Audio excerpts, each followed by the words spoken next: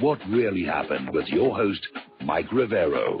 The history the government hopes you never learn. Here is your host, Michael Rivero. And aloha, America. Welcome to our show today. It is Thursday, January 4th, 2018 here. Sure happy it's Thursday, sure happy it's Thursday, sure happy it's Thursday. We have got a lot of stuff to talk about today. The phone lines are already open, 800-313-9443. Pardon me. Mike is in our control room, ready to answer the phone and put you on the air with your comments and questions. A lot of stuff going on. It's 2018 is already starting to turn out to look like a very interesting year politically, and a lot of it comes down to focus on the classified emails that were found on Anthony Weiner's laptop and the revelation that Huma Abedin was sending her State Department computer passwords through unsecured email, her private email account. And so basically, Tom Fitton is out there saying, our Weiner laptop find shows need for criminal investigation of Abedin Clinton classified info mishandling. I think we may be at a tipping point. He may be right.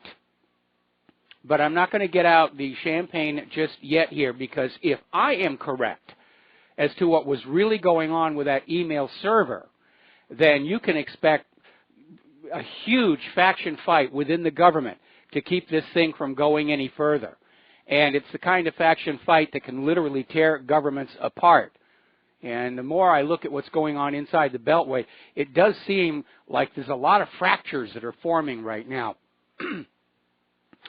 So Huma Abedin, again, when the FBI was investigating, and I use that word loosely, the email server scandal, Huma Abedin was never interrogated by the FBI, just interviewed, and her laptop computer, the one she got after she gave her old one to Anthony Weiner, was simply destroyed. Remember that bizarre set of deals that came on out for immunity deals, and the FBI was not going to look at anything on those computers past the date when the story went public, so that anything the Clinton and Huma Abedin were doing to try and obstruct justice was outside the FBI's scope. The whole thing was totally corrupt from top to bottom.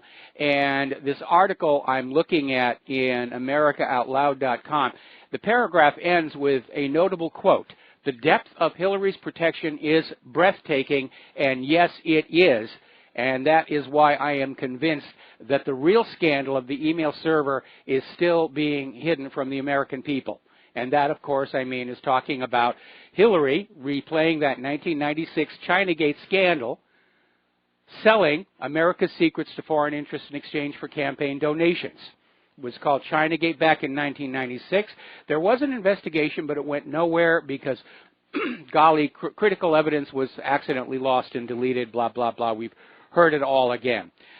Apparently, Attorney General Jeff Sessions is responding to all the pressure from the White House, pressure from the public, the fact that once again, classified information is found in places it ought not to be, Title 18 violations. And so Justice Department officials are going to take a fresh look at Hillary Clinton's email server. Now, I wouldn't get excited just yet, because we know all too often a government investigation is just another taxpayer-funded process to polish up the existing lies. And we're already hearing the Comey defense. Hillary and Abedin didn't mean to do anything wrong. They were being careless. But if you read Title 18, intent is not required. It is the actual act of exposing classified information to foreign sources that is the crime, not what you meant to do. And here is where it gets kind of sticky for Huma Abedin. She sent her State Department computer passwords through non-secure mail to her non-secure computer. And apparently that computer was indeed hacked by Russians working with that same bank that eventually gave Bill Clinton $500,000 for a single speech. And that means no Russians hacked the State Department computers. They just logged in. Now, Jason Chaffetz is out there calling for Jeff Sessions to resign, and I agree. If the Department of Justice is going to do an honest investigation of Hillary's email server, if the American people are ever going to trust anything coming out of the Department of Justice, Sessions has to go. And Jason Chaffetz says, I do believe it's time for the Attorney General Sessions to go. There are major systemic problems within the Department of Justice that get talked about on an almost daily basis. I don't think the Attorney General is up to that job. Sessions may be up to the job.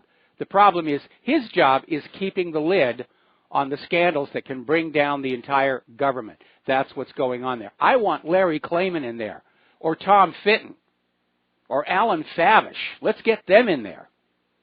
These are investigative attorneys that do the job, and they're nonpartisan. They go after the corrupt politicians on both sides of the aisle. We need new blood in all of Washington, D.C. We're going to do a shout-out now to our on-air affiliates who are just now rejoining our network.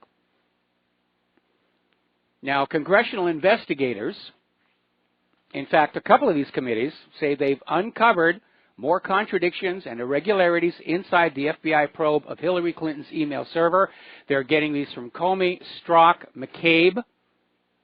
And again, in keeping an eye on the overall, the FBI kept the Hillary Clinton investigation at that very top level. No lower level FBI agents were allowed to make any decisions about it whatsoever. And we now know they were preparing to exonerate Hillary even before the investigation was over, even before critical evidence had been reviewed. Now, in the end, Comey did not technically exonerate Hillary Clinton. Exoneration is when somebody gets up and says, you're innocent of the charges you were accused of. All Comey said was, she's guilty of Title 18 violations, but we choose not to prosecute. And former Attorney General Loretta Lynch agreed. That's not really an exoneration. Those charges are still out there. Those Title 18 violations, Hillary can still be prosecuted for that, and she ought to be. Right now, the credibility of the FBI, the credibility of the Department of Justice, the credibility of the entire federal government is on the line. The American people are watching. The world is watching what's going to happen here. Now, some of the information that's coming on out are talking about just a huge flow of classified information that went out to Hillary Clinton's email server. And, of course, following the subpoena by Congress, she deleted those 30,000 emails, insisted they were all private family matter, and poof, it's gone. The backups disappeared. For some strange reason, the NSA didn't have it. But apparently lower FBI officials looking at the volume of classified information that was pouring out of the State Department onto Hillary's weak private email server were convinced laws had been broken, that criminal activity was going on. Now, apparently, one of these congressional committees is trying to find the identity of a witness. It's been redacted from the FBI documents. So the FBI is hiding things from members of Congress. But lawmakers have pretty much figured out he was an employee of a computer firm that helped maintain her personal server after she left office as America's top diplomat, and belatedly admitted that he had permanently erased an archive backup of her messages in 2015 after they had been subpoenaed by Congress. Don't you get tired of hearing about this? Oh, the hard drive failed, the backups were destroyed. Well, gee, we're sorry, the server farm burnt down, the dog ate my data.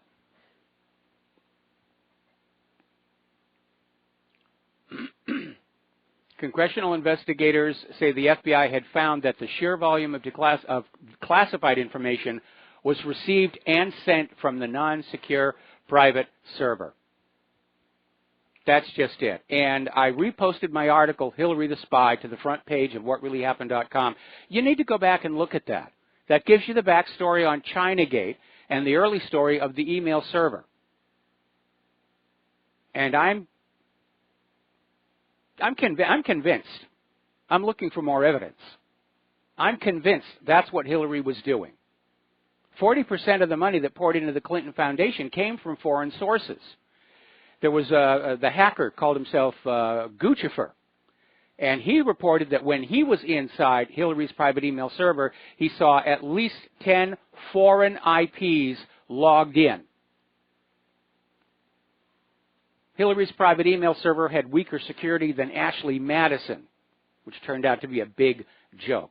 Now, Chuck Grassley is on the warpath against former FBI Director Comey, saying that Comey leaked classified information. And basically what it was is shortly after he was fired as the FBI Director, James Comey forwarded on material to Professor Richmond.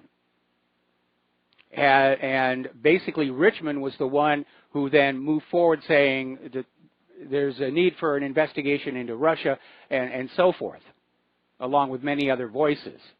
But apparently, Senate Judiciary Committee Chairman Chuck Grassley has written a letter to Deputy Attorney General Rod Rosenstein demanding answers about the handling of memos that Comey wrote following his conversations with President Trump, which contained classified information. And so Professor Richmond was given classified information for which he did not have the appropriate security clearance. Everybody's playing fast and loose with all of this. The classified information, it's the coin of the realm. It's something of value. Let's find a buyer. The White House is starting to look like storage wars out there. They break open the lock and they sell off everything that's inside to the highest bidder. Story out of Fox News. Even Fox News is getting on this. The FBI cleared Clinton before getting key evidence.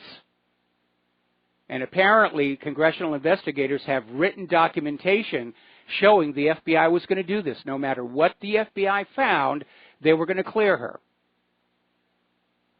Now, do you really think that everybody at the FBI loves Hillary Clinton? No, they're protecting a bigger secret, one that could bring down the entire government. That's the only thing that explains this incredible depth of protection around Hillary Clinton. She has done something that could destroy Americans' trust and confidence in the federal government completely and utterly. And they're all scared for their jobs. Okay, let's take a phone call here from Dustin in New Jersey. Aloha, Dustin. Welcome to the show. What's on your mind? Hey, how you doing, Mike? I'm calling from 12 inches of snow in New Jersey here. Oh, it's intense. I got family all over New England, and they're all snowed in and trying to get their driveways shoveled out. They're saying it's really, really bad. It is, but it's not the worst. So it's dealable. You know, you got to deal with it and move on. You should have had enough stuff ready to secure yourself for a couple of days. You know, but hey, Mike, on Iran. I don't think Iran's got to really worry about another revolution. We tried that already, and it's different. I mean, they're nationalistic in Iran, and they know from past experience what was done to them. And sure, you get a percentage of people over there that are like, basically communists, right? That's what they are over there. They're globalists, but they're not going to succeed. But Mike, over here, there's more of a destabilization that can occur because half the population don't like Trump because they're, globalist, liberal, whatever you want to call it, or neocon, it's well, that's two different groups. That's two different groups. Yeah, but they all have that ideology of globalism or a world view. So they're not the same, but they do have a few things in common, you know what I mean? Yes. Like they don't like Trump. But I don't think Iran's really got anything to worry about. Well, the latest word we're getting out of Iran is that already all of these, the violent protests are already fizzling out. The protests over economic concerns are continuing.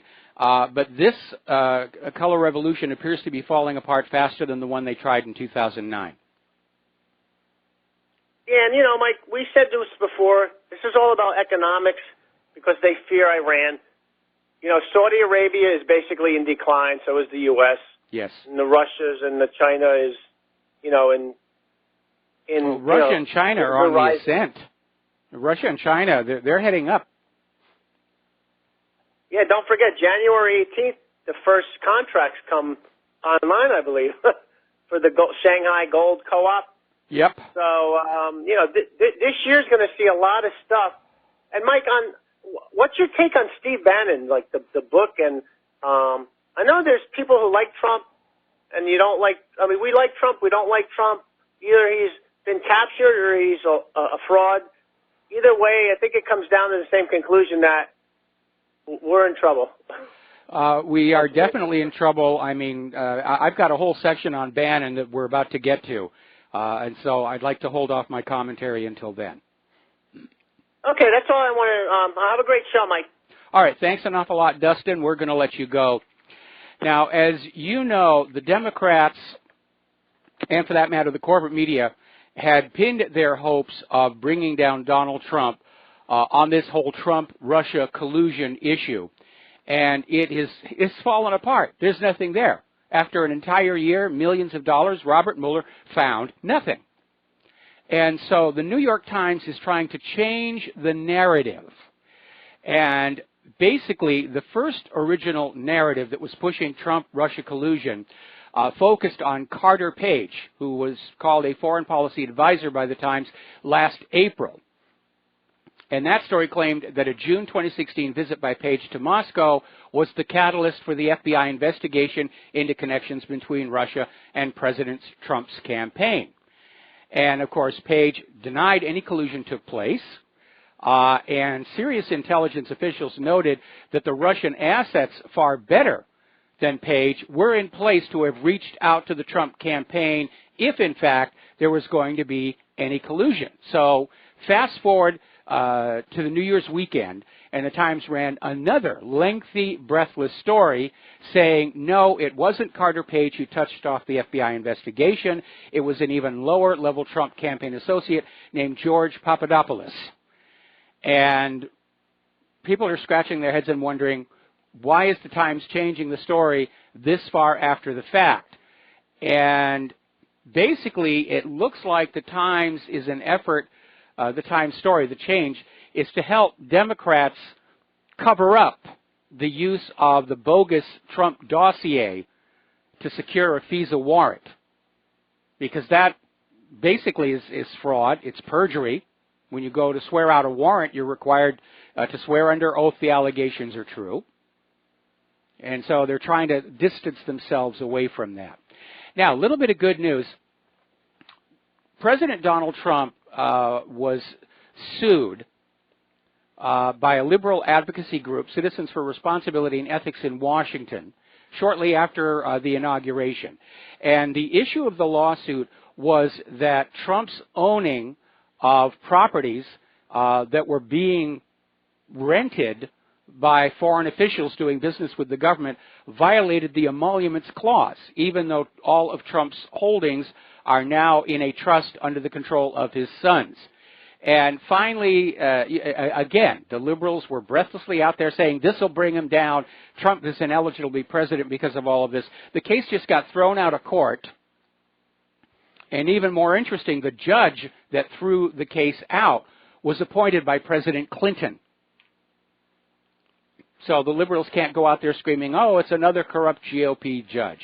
Now, getting on back to Robert Mueller's investigation, former Trump campaign chairman Paul Manafort has now filed lawsuit against Robert Mueller, Deputy Attorney General Rod Rosenstein, and the entire Department of Justice in U.S. federal court, alleging that Mueller strayed beyond the scope of the investigation he was authorized to pursue. And yes, he did.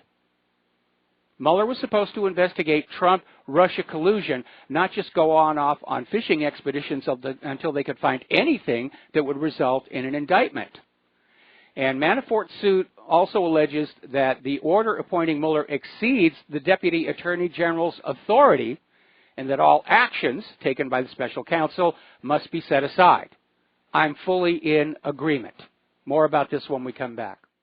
Aloha, America. Welcome back to our show here. And again, the address, if you want to support Republic Broadcasting, and believe me, we would not ask if we did not need it, is Republic Broadcasting Network, 2251 Double Creek Drive, number 302, Round Rock, Texas, 78664. The phone number, if you want to become a regular subscriber to Republic Broadcasting, is 800-724-2719, extension 03.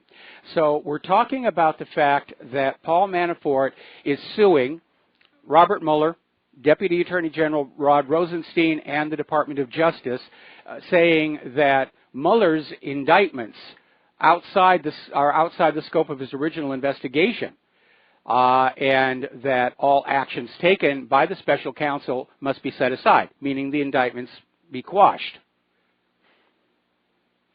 Now, if he gets a halfway decent, honest judge, he's probably going to win this lawsuit, because Rod Rosenstein actually violated the special counsel statute, because the special counsel statute says there must first be a Department of Justice investigation, and only when that investigation finds actual evidence of wrongdoing is a special counsel appointed to pursue the matter. That didn't happen. Rosenstein simply came on in and said to Mueller, go look for evidence that Russia and Trump were colluding in last year's election. So I'm glad Paul is suing. He's got a good chance of winning, because basically Mueller unlawfully exceeded his authority. Now, the Department of Justice is claiming this is a frivolous lawsuit, but Paul Manafort can file whatever he wants to file, which is the usual sort of statement you'll get. Now, as you know, there's been a little bit of a fight between Devin Nunes and the Department of Justice, between the House Intelligence Committee and the Department of Justice, over documents and witnesses, and the Department of Justice has been withholding from Congress this material and these witnesses, which they're not allowed to do. Congress has oversight. The House Intelligence Committee, these various committees, they have oversight. These agencies are answerable to them. Well, apparently the Department of Justice has capitulated, and Devin Nunes has issued a statement saying that all the documents, everything that has been requested, along with these witnesses, will be made available to the House Intelligence Committee. Now, let's talk about Steve Bannon, because obviously he's getting a lot of news coverage today, and a lot of people are wondering, what the heck is going on? And apparently it has to do with a book that is about to come out, maybe, in which there are a lot of quotes by Steve Bannon that really, they're not very good. And the book is called Fire and Fury. It's written by Michael Wolff, and it's a very negative portrait of the Trump White House after the first year. And apparently Donald Trump was very incensed over Bannon's comment that a 2016 meeting with a Russian lawyer was treason. Now, the lawyer in question approached Donald Trump Jr. and some of the other people over the Magnitsky Act. There was no talk about the campaign, no talk about Hillary. That's a dead issue. And yet Michael Wolff apparently was willing to put this in the book. So Trump just launched on Steve Bannon. And it's been described as running him over with a tank and then backing up. And Trump came on out and said when Bannon was fired, he not only lost his job, he lost his mind. Mitch McConnell is out there saying that he supports President Trump's blistering attack on Stephen Bannon. And Bannon has repeatedly lashed out at McConnell, so this is payback time. Bannon has called for McConnell's resignation, predicting he would lose his spot in the Senate leadership despite wide support from the caucuses. So there's been a war of words there. Surprisingly, today, Steve Bannon himself is out there making very supportive comments of Trump. Okay, last night, came on out and called Trump a great man, saying, I support him day in and day out. This was on a Breitbart satellite radio show, and a subsequent headline on the Breitbart website said, Bannon takes the high road. So everybody's trying to figure out what the heck is going on. Was Bannon just spouting off into a tape recorder? It's hard to believe that one because Bannon is an experienced media person. He knows there's really no such thing as off the record. Is Bannon basically trying to bring the Trump White House down himself because we didn't get the Trump that we all voted for? Maybe. But he may be making nice with Trump now because ardent support for Trump is central to the Breitbart brand. More about that when we come back. Aloha America, welcome back to our show. And we're talking about Steve Bannon and this book, Fire and Fury, that has come on out. And by the way, the book is not out yet, but it's being excerpted in newspapers all over the world. And I have to tell you right now, some of the claims they're making about Trump's behavior do not pass the smell test. For one thing, Michael Wolff apparently was talking to lower-level people who are around the White House. And the White House has already come on out and said the book is a fiction and that Wolff didn't really talk to anybody who's actually close to the president. And when I read the first excerpts, I said, no, it doesn't feel right. My gut is telling me it's part of the propaganda campaign to get Trump out of office this year. Setting that aside, everybody's wondering what happened with Steve Bannon. Michael Wolff is claiming he's got audio tape on all the interviews that went into the book, and so supposedly he can back up the quotes that he ascribes to Steve Bannon. So why is Bannon last night, after Trump's broadside against him, saying he's a great man and I support him and making nice like that? Part of it may be that the Breitbart brand that is heavily invested in support for Trump. He can't turn on the president without wrecking his own media empire. So why did he make the comments in the book? Or maybe the Bannon's statements were basically the public statement of Breitbart. Steve Bannon was speaking as Breitbart, not as Steve Bannon. But it is very weird to see.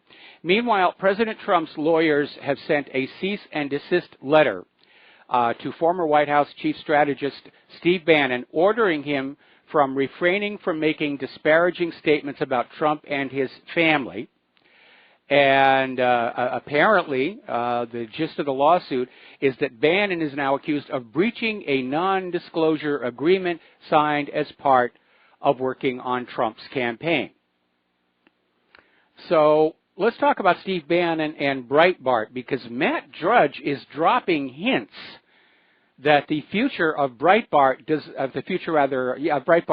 not include Steve Bannon. And I'm sure we'll find out what's really going on in the next 24 hours, but there's a lot of hue and cry for Breitbart to let Bannon go, including from the White House itself. Now, Steve Bannon, of course, was backing a lot of Senate hopefuls for this year's midterm elections, and they're already starting to pull away. They're distancing away. He's turned into political poison all of a sudden. And apparently, the Wall Street Journal is quoting a part of the book where Bannon described Ivanka Trump as dumb as a brick. It's hard to see what's really going on.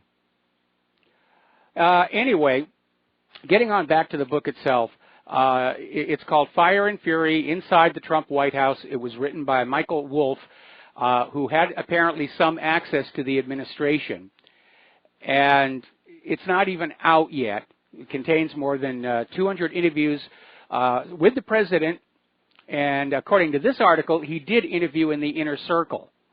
But again, reading some of the quotes that were already out in the newspapers, it just doesn't feel right to me. It doesn't feel real. Now, obviously, I'm going to have to get a copy of the book and read the whole thing.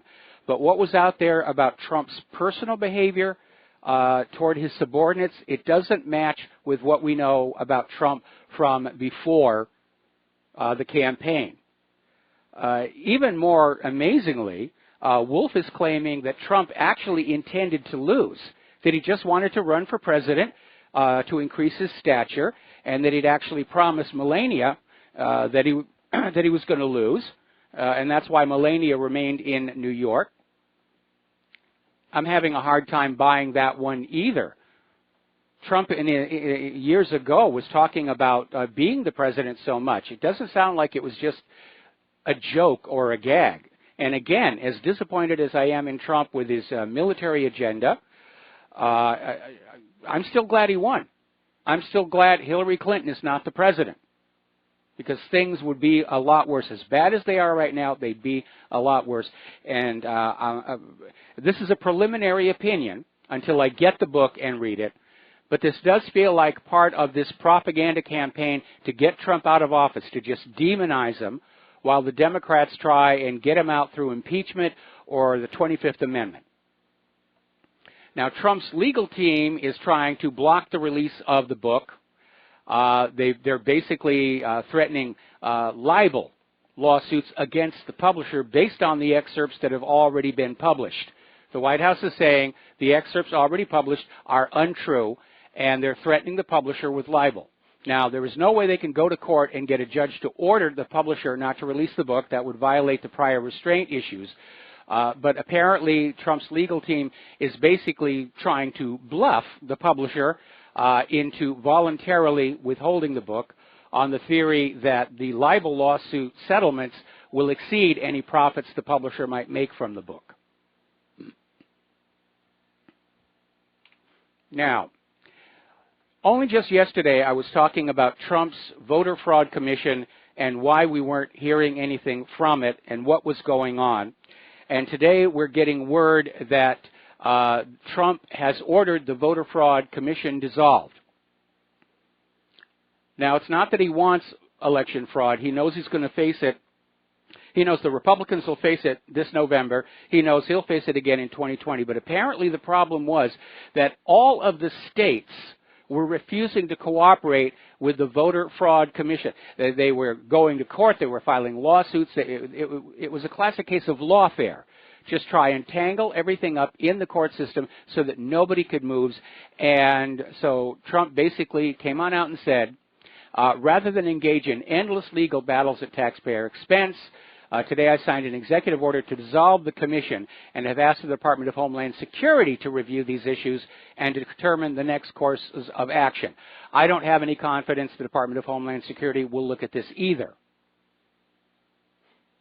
But Trump has again tweeted, the system is rigged and we must go to voter ID. I agree with that. And we have to get rid of those electronic machines and counting centers and crowdsource the process. And I have an article, if you go to whatreallyhappened.com, up at the top, right underneath my picture. It says, how to have honest elections. And it describes a system that makes election fraud very, very hard to commit and very, very hard to conceal. In contrast with our current system, which seems designed to facilitate and then conceal massive election fraud. The roadblock that we face on this is that any laws at the federal level to reform the election system have to go through Congress. And if enough members of Congress are in Congress because of the current fraudulent election system, they won't vote it through. So we're kind of stuck there.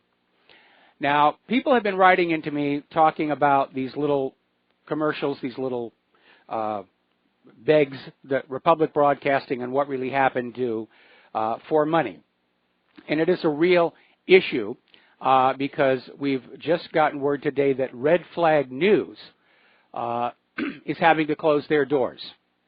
They've been a fellow traveler on the road to restoring the Republic. And they, like so many other fellow travelers, are now going to have to pass into history. It's kind of a death in the family. And it is a reminder, this is a real war between the corruption and the independent media trying to expose that corruption. And we've scored a lot of victories. I don't think we would be here with the Department of Justice reopening the investigation into Hillary's email server, however bogus that new investigation may be, if it wasn't for massive public pressure coming from Americans who are now getting their political news from the independent media, from Republic Broadcasting, from what really happened. Now, apparently, and this is in response to all the brouhaha about what went on with Hillary Clinton and personal electronic devices, but apparently White House Press Secretary Sarah Sanders has relayed a message directed at both guests and staff that personal electronic devices will no longer be allowed inside of the West Wing at all. It's a ban on cell phones, tablets, laptops, everything. Staff will conduct business on their government-issued devices only. I think it's a good idea, especially when you realize how many people can get into these cell phones remotely. Now, let's get into the international news and the wars, emphasis on the plural. Let's talk about Iran. A couple of different views about it.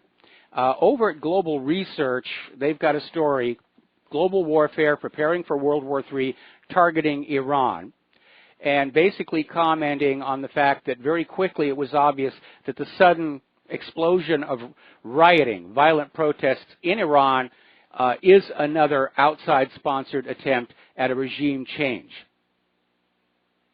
And this article ends by saying that the medium-term strategic objective is to target Iran and neutralize Iran's allies through gunboat diplomacy. The longer-term military objective is to directly target China and Russia. That would be extraordinarily dangerous, to say the least. Now, there's another point of view from FortRuss.com saying that no, in point of fact, the goal of all these protests is not regime change, but to force the EU to put more sanctions on Iran because of the way Iran is responding to the violent protests. But as Russia has already pointed out, certainly the United States has no place to stand on that, given how the U.S. cracked down on Occupy Wall Street and Ferguson. Now, one of the reasons they're having tough economic times in Iran is because of existing sanctions. And remember, the P5+1 deal, which Iran is fully in compliance with, and the IAEA keeps confirming that over and over again, part of the deal was the United States would lift all of their sanctions on Iran. And the United States not only did not lift all of the previous sanctions, they added more. Congress voted them through to just punish Iran, just for the sake of punishing Iran. And if, in fact, Fort Russ is correct, and this whole violent protests requiring Iranian response is to get the EU to throw more sanctions on there, then the goal is the economic collapse of Iran. Meanwhile, however, the news from Iran itself is that whatever the objective of this, it seems to be fizzling. There have been huge marches in support of the government and Khamenei, far, far larger than the economic protests and much larger than the violent protests. Iran's Islamic Revolutionary Guard Corps is saying that the violent protests are already winding down. They're fizzling out. The people who are fomenting the violence don't really have the commitment to stay there. And a big reason why it may be starting to come apart, again, as we reported yesterday, an unidentified European citizen has been arrested trying to fan up the violent protest and was arrested in Iran's Borzherd County. This is in western Iran. And apparently Iran intelligence is saying that this individual has been trained by European intelligence services and was leading the rioters. Now, the nationality and identity have yet to be disclosed.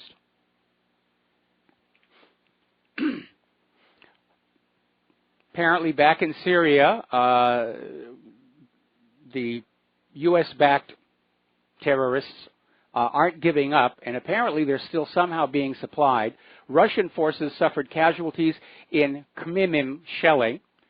This is the Syrian Arab Army, the National Defense Forces, the Tiger Forces, and other pro-government factions supported by the Russian Aerospace Forces have achieved notable progress against Hayat Tahrir al-Sham, formerly Jabhat al-Nusra. They keep changing their names over there. This is supposedly the Syrian branch of al-Qaeda in southern Idlib. So they're gaining ground there, but apparently they are meeting some stiff opposition. Now, as you know, Trump came out the other day and he tweeted out comments about Pakistan, about how the United States has given Pakistan more than $33 billion in aid over the last 15 years to fight terror, and the U.S. is not satisfied with Pakistan's progress in that area. Trump claiming that we've got nothing in return for the $33 billion but lies and deceit. So it's a little inflammatory, and I think Trump would have been well advised to tone it down a bit, but then we don't know the advice Trump is getting. Most of it seems to be very, very bad. Pakistan is now talking of a response to U.S. actions. They're not saying exactly what it's going to be, but they're making it very clear that they cannot let this one pass. And remember, as we reported yesterday, Pakistan has now reached a deal with China for direct trade using the yuan and not the dollar. Now, Pakistan's foreign minister, Khwaja Asif, on Wednesday said history has taught them not to blindly trust the United States in response to statements from top U.S. officials accusing Islamabad of providing safe haven to militants fighting in war-torn Afghanistan. And in this case, Pakistan's foreign minister is absolutely correct. The recent history, well, the overall history, but especially recently, the history of the United States does not create an image of trustworthiness. And again, we go back to all those countries that were persuaded to surrender their weapons of deterrence in exchange for a promise they'd be left alone. And it didn't happen. Syria gave up its just starting nuclear program on the promise they'd be left alone. They got attacked. I'm sorry, that was Libya. Then Iraq gave up their chemical weapons on the promise they wouldn't be attacked. They got attacked. Syria gave up their chemical weapons and so forth and so on. And that's why countries like North Korea are digging their heels in. They know that surrendering their weapons of deterrent is an open door to being invaded, and they don't want to go along with that anymore. Now, oddly enough, over in Ukraine, Ukrainian nationalist Levko Grigorovich Lukyanenko, who's a Russophobe, is out there saying that the Syrian jihadists are allies of Ukraine. Classic case of wars making for strange bedfellows. We're going to take a break for commercials, and then we'll come back. We've got a phone call. Aloha, America. Welcome back to the show, and we're going to go over to the telephones now. Kathleen in Paris. Aloha, Kathleen. Welcome to the show. What's on your mind? Aloha to you. I wanted to talk about Iran and an extensive, 2-hour story about Iran and what's going on over there. It's a 2-hour, 2-part story by Sibel Edmonds. Yes. And, she is Iranian, Yes. And, well, she's half Iranian, I believe, and half Turkish. So she speaks Farsi and understands this from way back. And this report, I guess it's a 2-hour documentary type report that she just put out. And it's behind, it's on NewsBud, but they have this thing where you can, if you're not a member of NewsBud, yes, you can have it on Vimeo on demand. I don't know how that works. I don't know why people wouldn't, just join NewsBud. But anyway, maybe if you're only interested in this one story, you can have it on Vimeo on demand. I guess you have to pay something even for that. I don't know quite how that works. They just said that you can have it also on Vimeo on demand if you're not a member of NewsBud. Well, I'm not signed up with Vimeo, so I'm not sure. But I think, that it is a paid service like Netflix. I don't know that for a fact, but I would think so. There is another documentary out. It's been out for a while, and it's titled "Don't Tell My Mother I'm in Iran," and it's a very good documentary, and it's produced by an Israeli filmmaker. Hence the title "Don't Tell My Mother I'm in Iran," and it basically shows Iran to be just like the rest of us. People live, people work, people raise their family. They just want to have a business. They want to have a nice, comfortable life, and that's it. And it goes a long way toward reversing this whole demonization campaign about how terrible things are and what bad people the Iranians are. And I think one of the good things about the Internet is that as governments try and urge people toward war, people go on out and they look their enemy in the face, or at least in the culture, and they see what the cities look like, they see what the homes and businesses look like, and they begin to understand that the intended target really isn't a horrible person, that they really are more or less like us. They may have a different religion, speak a different language, but by and large, they're just, it's like Kennedy said when he was in Berlin. We all breathe the same air, we all walk on the same earth, we all cherish our children's future. And it's a beautiful sentiment, and it applies. And I think every time that the government goes on out and says we have to do something about North Korea or we have to do something about Iran, go online and search up videos and pictures of these targeted countries. And don't wait for the corporate media to hand-pick or possibly even fake pictures to try and convince you of what's going on. Just do a little wandering around the global Internet and find for yourself. And it really has removed one of the most powerful propaganda tools that war-making leaders like to use.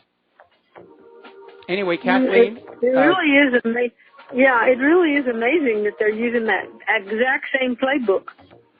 Kathleen, going to have to put you on hold. We've got station identification. Stay on the line. I'll come right back to you after these few words. And aloha, America. Welcome back to our show, hour number 2. The phone lines are open, 800-313-9443. We're talking with Kathleen in Paris. The subject is Iran. And again, there are some very good documentaries about Iran that are out there, about what life is like in Iran. And one of the most powerful tools that you can use is to go on out and just look the intended enemy in the face and see if they're really the monsters that we're all being told that they are. So, Kathleen, you had something else you wanted to add. Yeah. When I was in university in Oklahoma, I met my English professor brought an Iranian woman. Her name is Azar Nafisi, and she spoke to our class, and she and her friends, and they just love American literature and cinema, and meet often to watch American movies in their house and talk about literature. They love America. Yeah, they do, and there's a lot of people around the world who love America and Americans. They do have concerns, obviously, about the behavior of our government, which I can certainly share. I mean, when I was in my travel the world working phase back in the 80s, I never got a negative reaction from anybody, except for one Russian gentleman that I was snowed in at the Frankfurt airport with. But outside of that, everybody, great, you're from America, it's wonderful. And of course, I believe that when Americans go abroad, they should be on their best behavior because we become, if you will, the image or the selling point of what it means to be American. And I get very upset when I see Americans who are traveling the world who behave in a very arrogant and boorish manner. Yes, we're little mini ambassadors. That's a good phrase. Yes, I like get that. Embarrassed. Yes. I get embarrassed a little bit sometimes on the metro and around the city because we Americans do have a tendency to talk loud for some strange reason. We're all partly deaf from those headphones from our MP3 players in our ears, so we shout at each other, and then we go to other countries, and people are saying, why are you yelling at me? I want to share a quick story. I think I've mentioned this before, so I'll keep it brief. When I was working in Germany, one weekend we decided to get on out into the countryside, and my host took me out to Herrenchiemsee, which is the island palace of Ludwig III of Bavaria, the Mad King of Bavaria, and he built some amazing palaces, including Neuschwanstein, which is that fairy tale castle that Disney copied for their theme parks. You've seen it in all kinds of movies like Chitty Chitty Bang Bang. And while we were there on Herrenchiemsee, it's an exact copy of the center portion of Versailles. It was never completed because of the death of Ludwig III. But while we were there was another group of Americans from Texas. And to put it bluntly, they were acting like Texans. And I was telling my hosts, just don't tell anybody here I'm from that same country. It was a little embarrassing. But overall, it was very, very pleasant. Unfortunately, what I understand is going on now all over Europe because of the migrant problem is that very wonderful, pleasant experience just probably isn't there anymore. Anything else, Kathleen? I don't know. I mean, I don't really experience anything negative where I live in Paris, and on my beaten path, I don't see any of the horrible things that we read about. Well, that's very, very lucky for you. Something that I have found as I've traveled all over the world and lived in so many places in the United States, most people tend to be a mirror. You are going to get back the vibe that you put out. And if you're friendly and gracious and polite, more than likely you're going to get that back. Anyway, Kathleen, thank you for the phone call. We're going to let you go, and we're going to switch over to Jim in Montana. Aloha, Jim. Welcome to the show. What's on your mind? Hi, Mike Rivero. I'm a long-time listener, first-time caller. I just had, you probably already covered this, but I had a question about that new tax deal yes. that Trump just had passed for the child tax cut, or whatever it is. You mean as part of the larger GOP tax plan? Yes. Yeah. Yes. Okay. Can you give me more info on that? I actually have not gotten that deep into the tax plan itself, mostly because I find it. I don't think it's going to be really possible to accurately predict what's going to happen. It's like Obamacare. I mean, if you know just how big that whole document is, it's a huge amount of reading. And my theory is that they make all of these laws, whether it's the tax plan or Obamacare, that large to discourage them from being read in total. So I don't have the fine details on that. I suspect that, like Obamacare, we're going to find out it isn't delivering what it promises, and it's costing more than we expected. Pardon me. That's too bad. I'm sorry. That's too bad because from what I was hearing, that there was going to be some pretty decent tax cuts for families with children, and it was going to be trying to be directed to middle class. Well, one of the things you need to be aware of about the tax plan overall is it makes cuts in some places, then it removes deductions and credits in others to sort of balance it out. So again, until we actually see it in practice, I'm not sure that any of the prognosticators about its real impact have the right picture. And I'm sorry to be cynical that way, okay. But again, the example is Obamacare. We were told all kinds of wonderful things about it. We didn't get that. What we got was a disaster for ordinary Americans who could no longer afford health insurance and were bankrupted by unexpected illnesses. Of course, it was just basically a giveaway to the health insurance companies.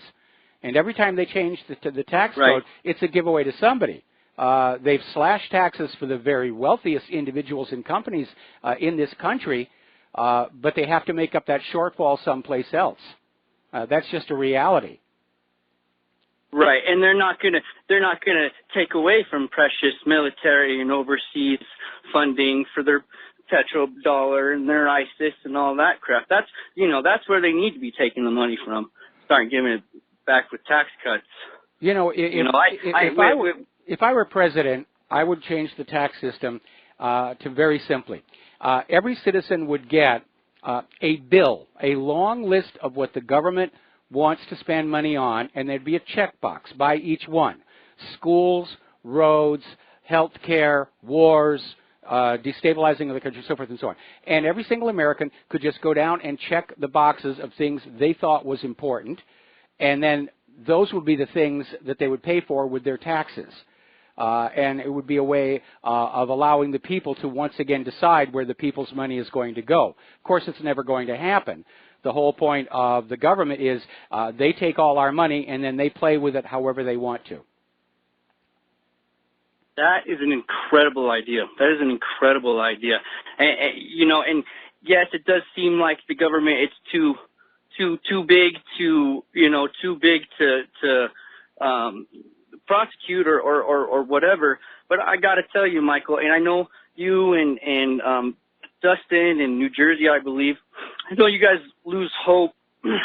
Dustin especially sometimes. I know he starts to get fed up. But I got to tell you, man, this is 15 years ago. That's when I had no hope.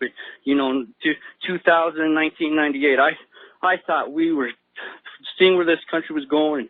I've known about this new world order and the globalists and their agendas and their multiple agendas for a long time now, and I thought we were completely screwed back then. And I tell you, I've got more hope now than I ever have. I'm glad to hear it. We've been winning major battles that I thought we would never accomplish.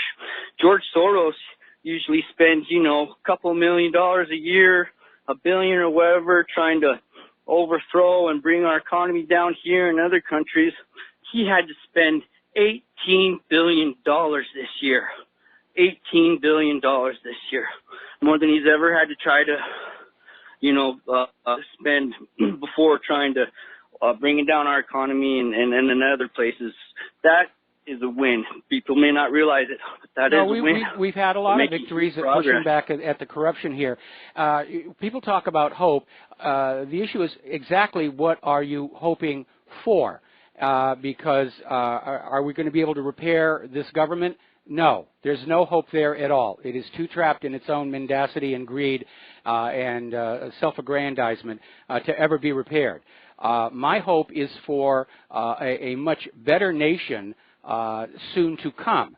And again, I keep going back to the Soviet Union and that collapse, and I'm seeing a lot of parallels between our current federal government and the Soviet government leading to its collapse. And there's going to be a very rough period where we're going to have to take care of each other and literally learn new community and socializing skills to get through. But on the far side of it, they'll be starting a new country that's going to be a lot better. And I think that's where we're headed. Right now, these are very dark times. And unfortunately, get used to the fact it's going to get a little bit darker. But then, on the far side of that, I'm certainly hoping it will be a much better world. They are dark times, Michael, because we've got these people to the corner, back to the corner more than they've ever been in their lives. And when you've got an animal in the corner, that's when they're at their most dangerous. But it's also some of the most, I'm not sure what the word I'm looking for, but I mean, these some of the brightest times too, because I never thought we'd have people awake this much, and that's where it's at right there.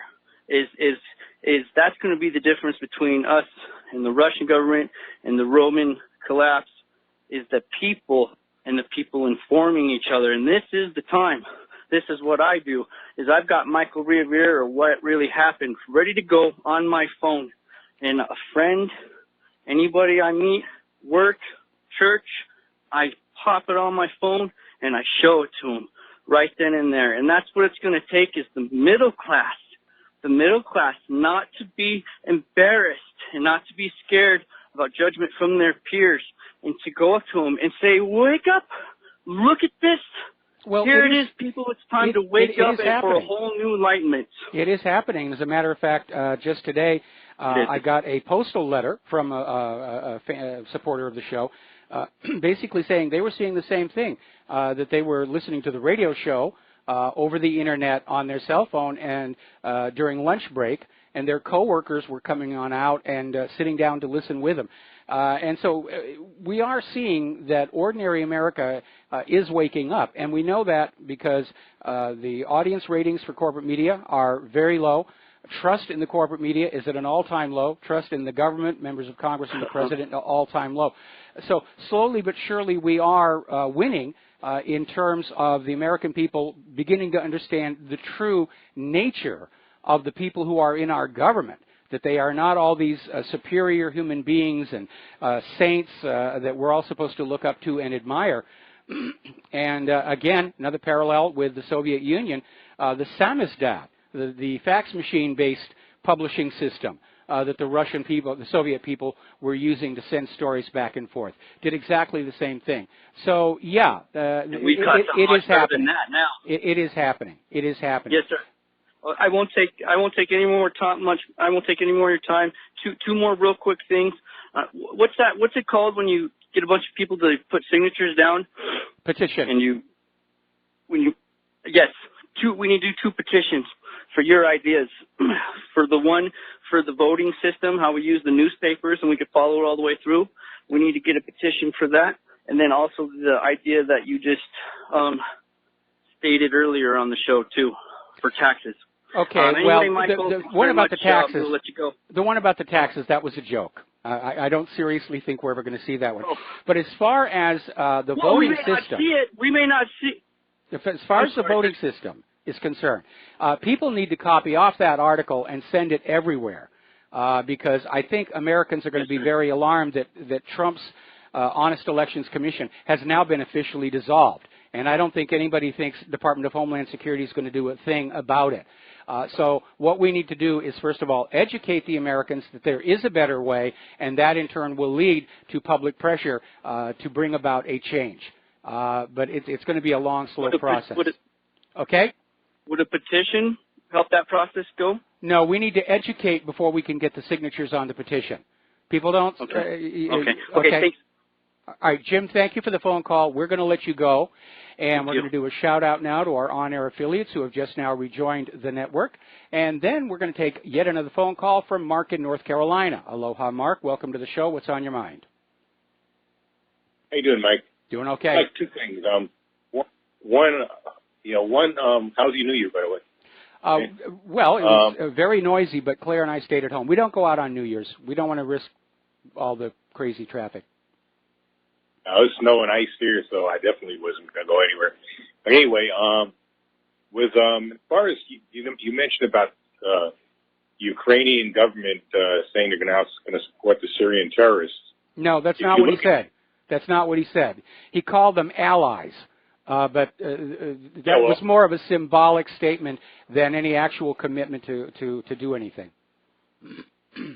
I know, but it's interesting that he says that because in World War II, the Grand Mufti was one of the biggest allies of Adolf Hitler, and even formed in Eastern Europe.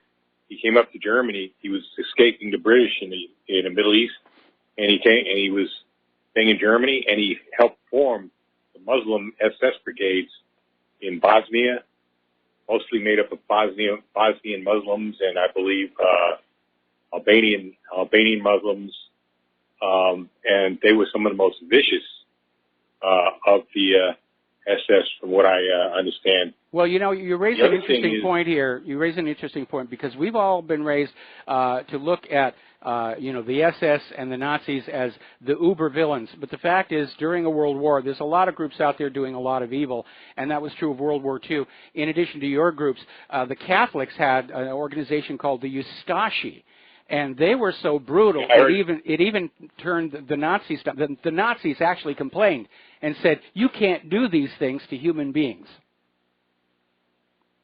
Wow. The Ustashi, I believe, were they Ukrainian or were they? I think a lot of them were, but they were basically Catholic order. Okay. Yeah, that's one of the problems today between the two Ukraines. You've got the Russian part of the Ukraine that are Greek Orthodox or Eastern Orthodox, and the other part in the West, for Kiev, are Roman Catholics. And it seems to me like of the two religions, more and more I like the Eastern Orthodox. They really seem to have it together. But the other thing I wanted to mention, and this is kind of related, is Adam Schiff. You notice how, he seems to really hate Russia. He's trying to create all kinds of problems with this, so-called Here's your rifle. Here's your parachute. I want to interrupt here for just a little bit second. Apparently, the Ustashi operated primarily in Yugoslavia. Oh, Croatia, probably, right? Okay. Yes. But anyway, as far as Adam Schiff goes, I've been trying to find out. I've been doing some research, mostly on the internet, and if I could find anything to read on, whether Schiff is related to Jacob Schiff, who was an arch villain, who actually, he came to the United States from Germany, and he was a big-time Rothschild banker, and he was one of the most instrumental in starting the Federal Reserve, and of course after that the IRS. The Rothschilds as a whole hated the Russians. Had something to do going back to 1814, I believe. Probably that the Rothschilds were probably supporting Napoleon, and the Russians threw a monkey wrench into that. Yes. So, but anyway, they seem to especially hate the Tsar and help put the communists in power in what became the Soviet Union. Okay, Mark, I have to cut you off. We got to take a break for commercials. Thank you for the phone call. Back with another phone call after these few words. And aloha, America. Welcome back to the show. We're going to go back to the telephones. Pepe the Frog from Hollywood, probably not the real name. And aloha, Pepe. What's on your mind today? Feels good, Mike. Aloha. I just wanted to say I'm a computer programmer, and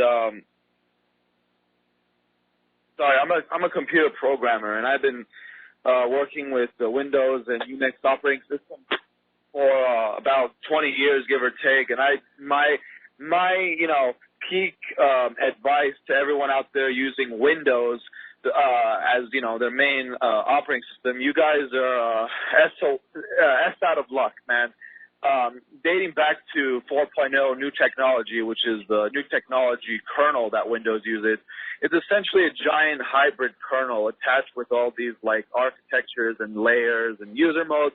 I'm going too technical, but the NT kernel, starting with 4.0, there was an audit, and essentially there was a public key addressed as the NSA key. And that was the second key.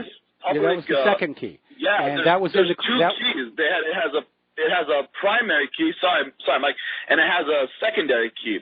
And it's been openly out there for 20 years. And Windows will never be secure. I mean, just the hardware model and the license model, forget about it. Anyone that uses Windows, just basically use it for simple tasks. Don't really use it for personal, use and putting your private information on it.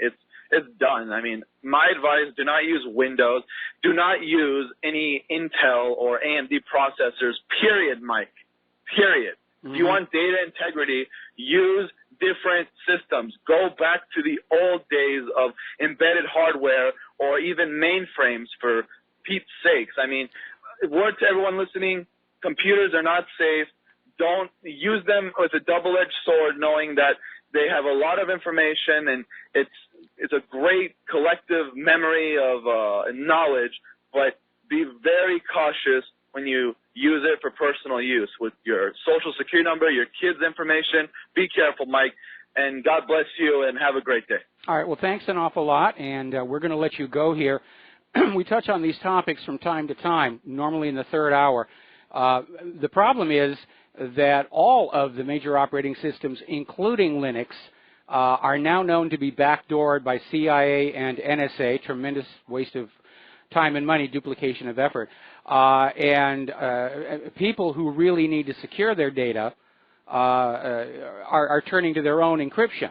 And you'll remember a few years back, we did an article, Rivero Challenges the NSA, in which I demonstrated how easy it is for anybody with a little programming knowledge to create a secure code that the NSA cannot break without a great deal of effort. So that's one method. Sometimes if you have the luxury of being able to have a second private computer, that's a good way to go. One of the things that I always look for is an ability to turn off the Wi-Fi port, because a lot of stuff comes over Wi-Fi. But the problem is our computers are insecure because our government, the computer makers, advertisers, all of these people want them to be insecure, to keep a watch on us, to steal our business secrets, to basically scan us for information to sell us more products. And it is a real problem. And certainly the NSA, rather than protecting and guarding the nation's IT security, has left it wide open. And it is a real problem. Again, everybody needs to take responsibility for their privacy, because the government is not the champion of your personal privacy. And that means you have to take the responsibility for learning about how computers work and where these vulnerabilities are, and not just go out on the web and put out all this personal information. And this is especially to young people who are just falling in love with social media, and they're putting up all kinds of pictures and personal information all over the web. There are some nefarious people out there, some of whom don't actually work for the government, and they're going to take that information and they're going to use it against you, blackmailing you, all kinds of things.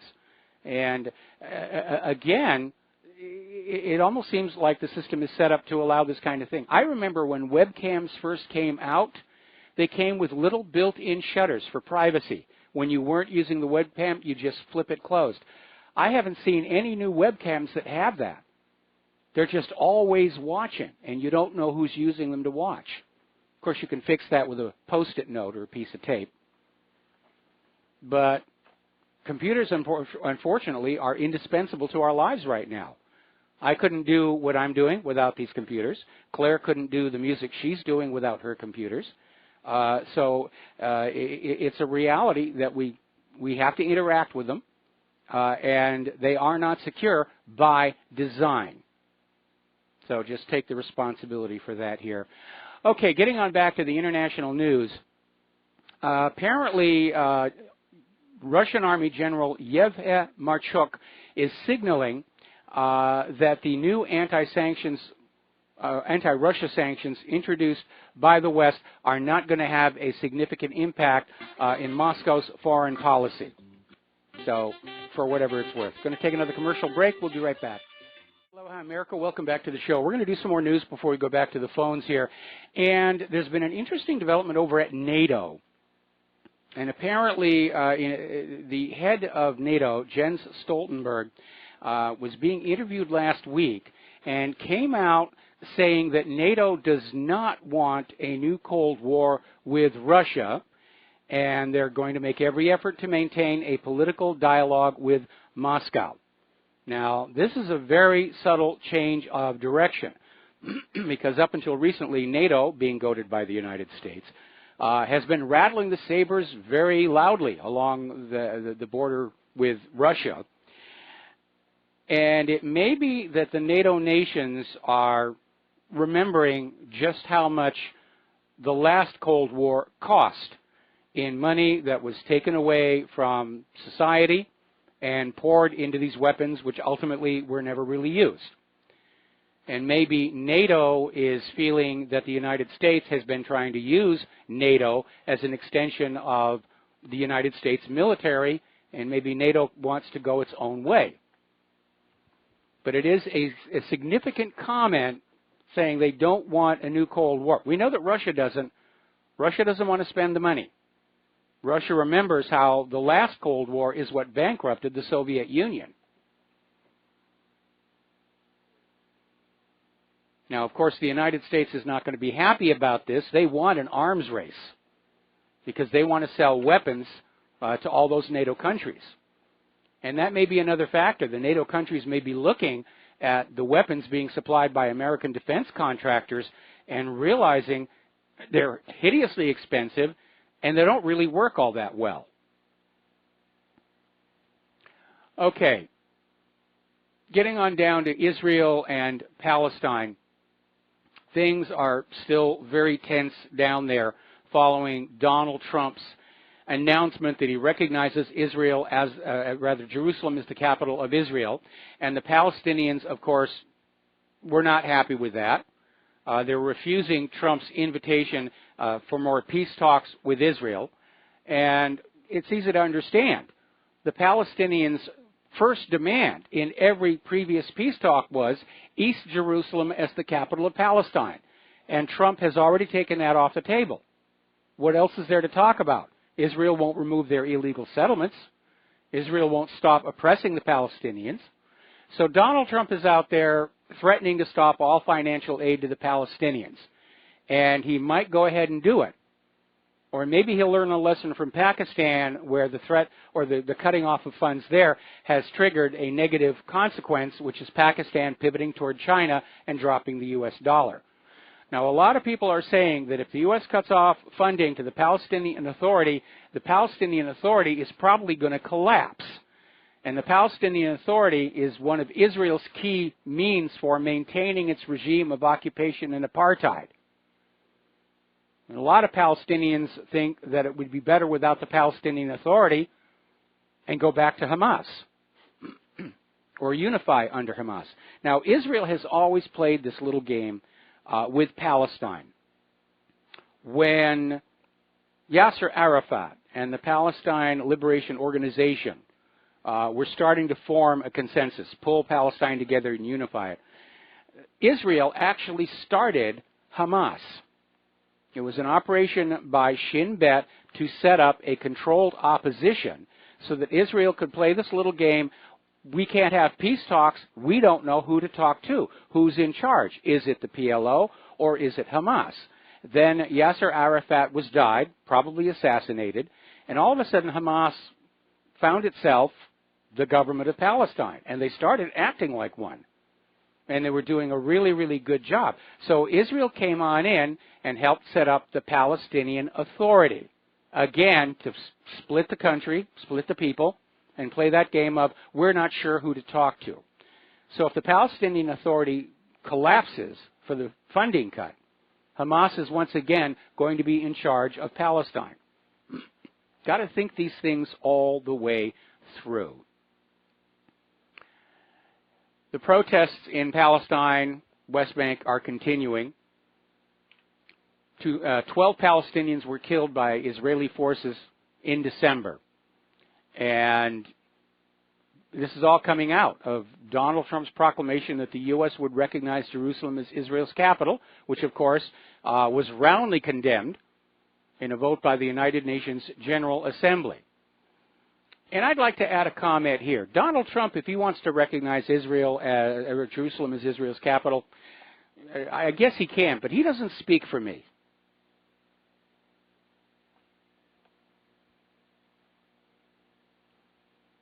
Now, story coming out of Electronic Intifada. In fact, I got a few from Electronic Intifada. Is Israel deliberately killing Gaza protesters? And it does seem to be so because they're playing these little games where they'll fire tear gas canisters directly at people's skulls to fracture their skull. They're firing even with the rubber bullets at point-blank range.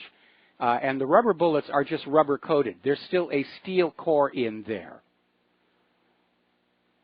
And there's a story here about a gentleman named Mahmoud. Ran toward the fence separating the Khan Yunis area of Gaza from Israel, and Israel fired tear gas at him, and he was shot in the back by Israeli soldiers, and the soldiers just kept on firing. And they delayed the arrival of medical aid. They just let him die. Another article, Electronic Intifada, wondering if Israel is testing a new type of tear gas in Bethlehem, and pointing out that UNRWA, the UN Agency for Palestinian Refugees, is saying their research suggests that the town of Aiea's residents are exposed to more tear gas than any other population surveyed globally. It's like just part of daily life. Oh, here comes the tear gas again.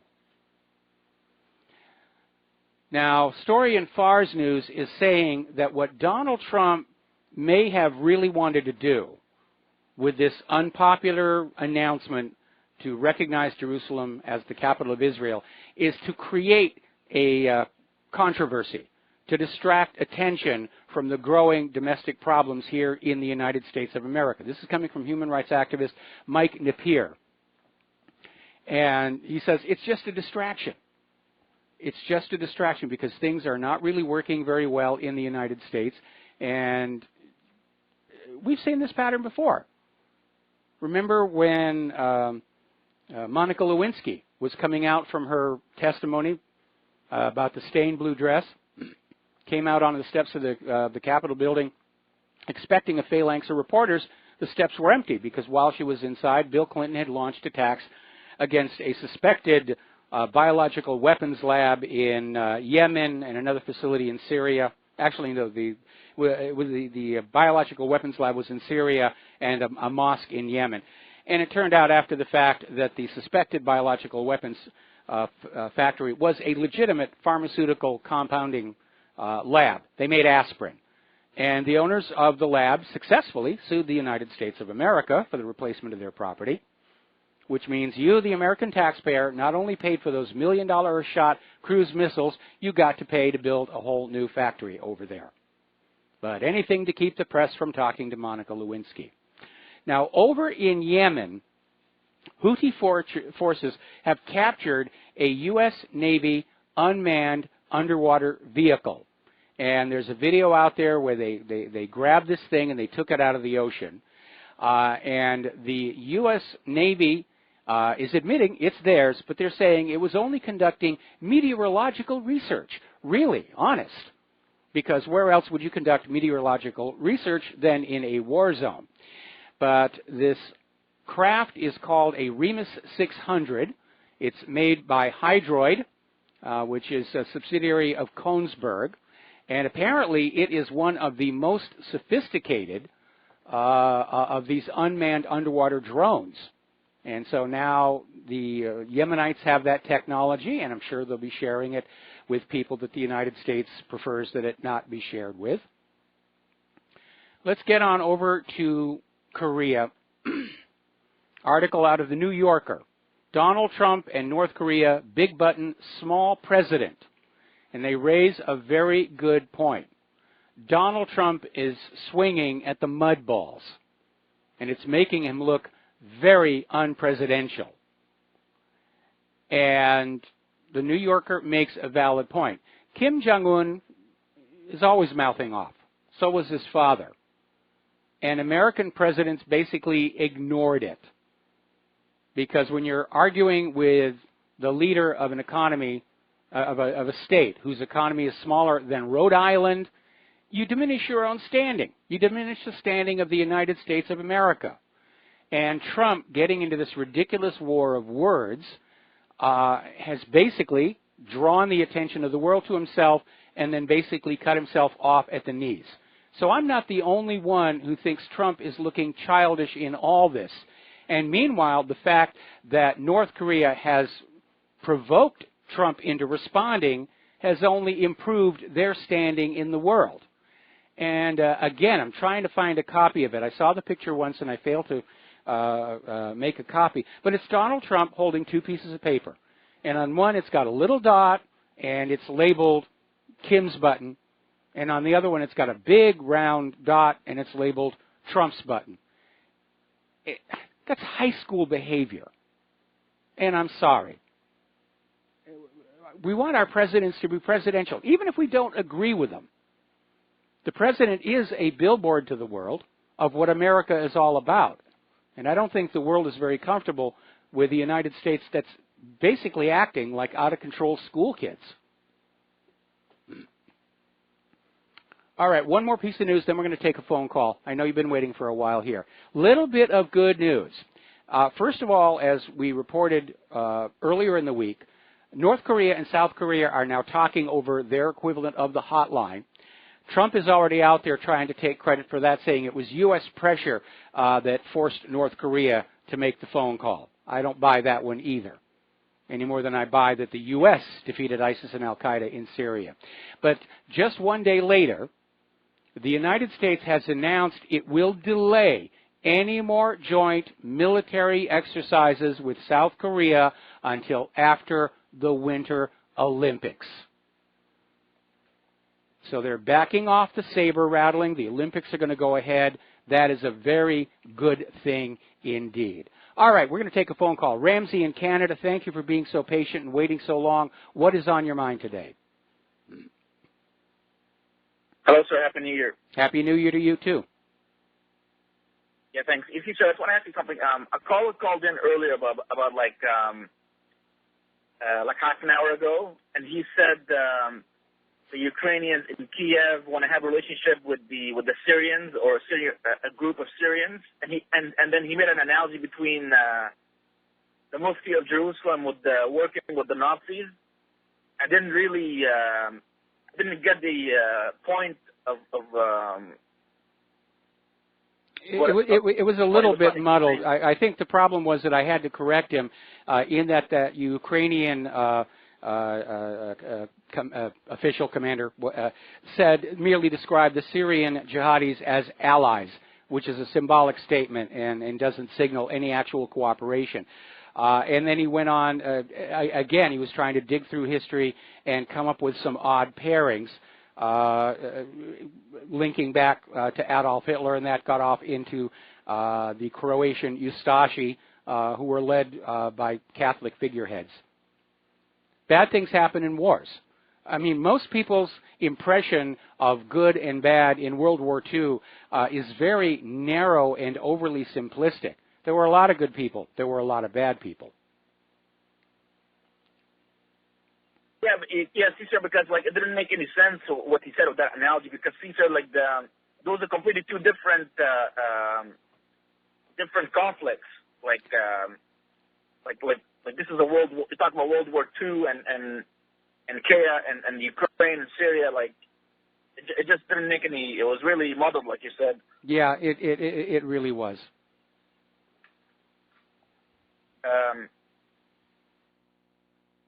I mean, I couldn't really make any sense out of it. I couldn't make any sense out of it. That's why I let him go.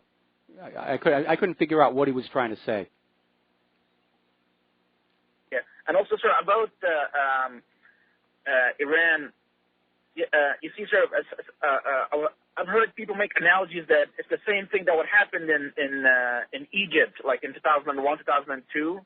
2011, like when people, a lot of people went to the main square there in Cairo, and there was like a lot of protests and like the whole Arab Spring thing.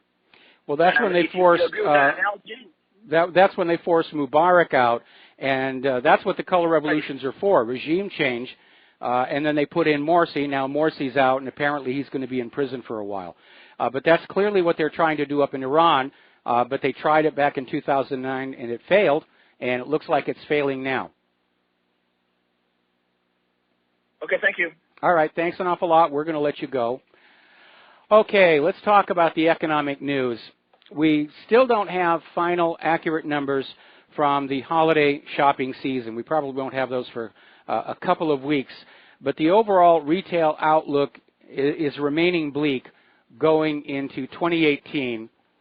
And the predictions are now there will be 12,000 store closings this year as opposed to 9,000 last year. So retailers are trending down, and I'm sure they're still going to be blaming online sales. But online sales is really just a tiny, tiny fraction of total retail. The problem is the American people are out of money. They don't have disposable income to go down to the stores and buy things. Because under fascism, the money collects at the top and it stays there. And all of the economy under that begins to collapse. Apparently, experts are saying that malls are in trouble. Store closings expected to increase 33% this year, which lines up with the numbers we had in the last story. Shopping malls are interesting places, but you've got to have stores in there, and you've got to have the anchor tenants.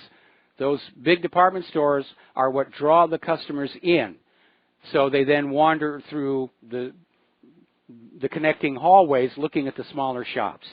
Anyway, we're going to take a break for commercials. We'll be right back. And aloha, America. Welcome back to the show here. We're talking about the economic news here. And earlier in the show, a gentleman called in about the new GOP tax plan and asking what was it going to do. And I don't really have an answer because I don't think anybody really knows. Because they may cut this tax, then they eliminate this deduction. And it still needs to be sorted out. And it seems that this way it'll be announced that something good is happening, but it doesn't really happen. And a good example can be seen over at the Wendy's hamburger chain, because the minimum wage has gone up for their workers, huzzah, huzzah, but their benefits are being slashed. So in the end, it's a zero-sum deal. A lot of news, a lot of talk, big fight over minimum wage. But in the end, they're not really coming out ahead. They may be getting more in their paycheck, but they're going to have to spend more to cover the benefits that are no longer there. This economy is in serious, serious trouble. Americans are using debt just to try and maintain their standard of living. Most of the holiday season shopping this last year was done on plastic. We have huge numbers of Americans on food stamps. We have all of these massive thousands and thousands of homeless people in city after city after city. Our infrastructure is decayed. You can't look at that and tell me this economy is working, other than for that top 1%. And Ron Paul is out there basically saying something similar. The economic progress under Trump is an illusion. There is a correction or crash coming.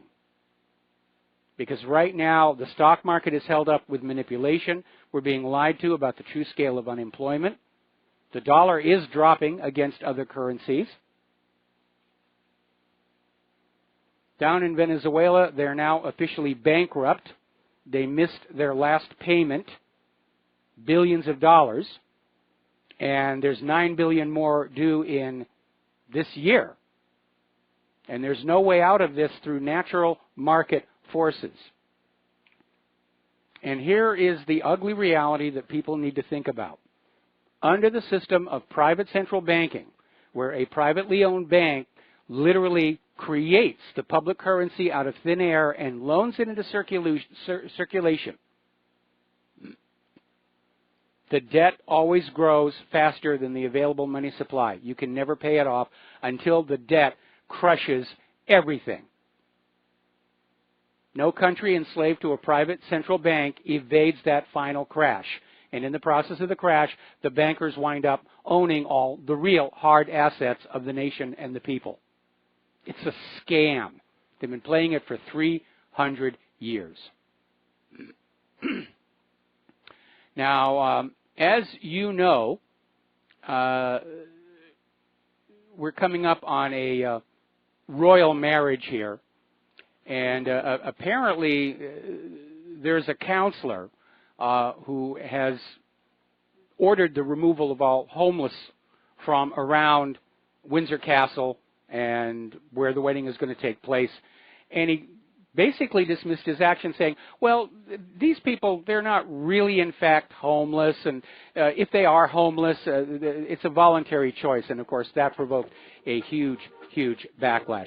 We're going to take a break for station identification. We're going to be back with hour number 3 after these few words.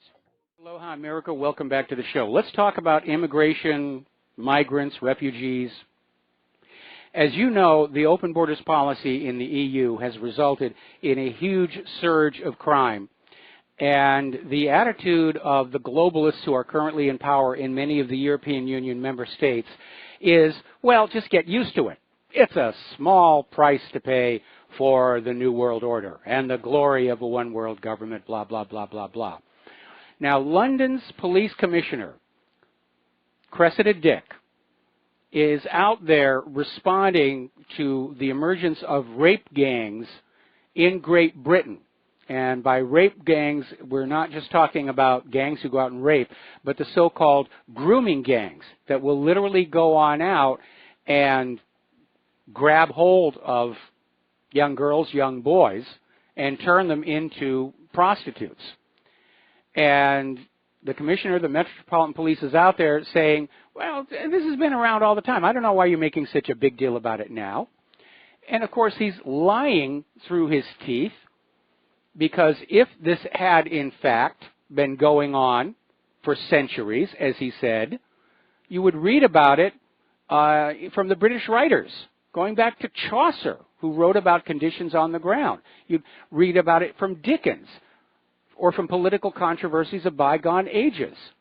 There's not a single mention. This is a brand new phenomenon in the streets of Great Britain, and it came in through those open borders.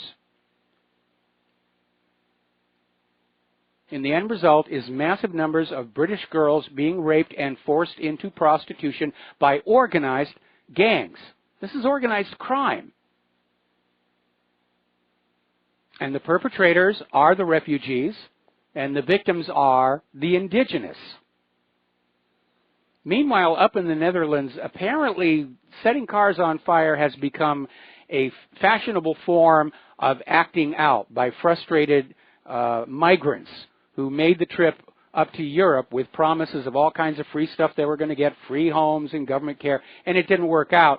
And thousands of cars are being burned. 3,000 last year. And they're all intentionally lit. They cost an average of 10,000 euros per car, and the total losses are in the tens of millions of euros per year. Now, despite laws being passed in many of those countries saying that the media could not identify the immigration status or ethnicity of arrested suspects, the word has gotten out. And now even Germany's government has come on out with a report confirming the refugees are responsible for a surge in violent crime. And this, of course, is leading to more people to call for Angela Merkel to change Germany's immigration policy or step down. And I can certainly understand that. As I've mentioned many times before, I have very fond memories of Germany from the 1980s. It was a wonderful place filled with wonderful people. And some of them were immigrants from other countries. But they had integrated into the society, and they were wonderful people. And I really loved being there. I was actually offered a permanent job for the production company where I was setting up the animation system. I came this close to saying yes. It was that nice a place. I hope it's still there, but it doesn't sound like it. Meanwhile, phony Tony Blair is urging Jeremy Corbyn to hold secret meetings with the EU to stop Brexit. And Tony Blair's theory is that the European Union is now so afraid that Brexit is actually going to happen, they might pull back and make some concessions that would make it advantageous for Britain to remain. And again, Blair is out there, along with the other Remainers, trying to overturn the will of the people, to undermine democratic processes in Great Britain.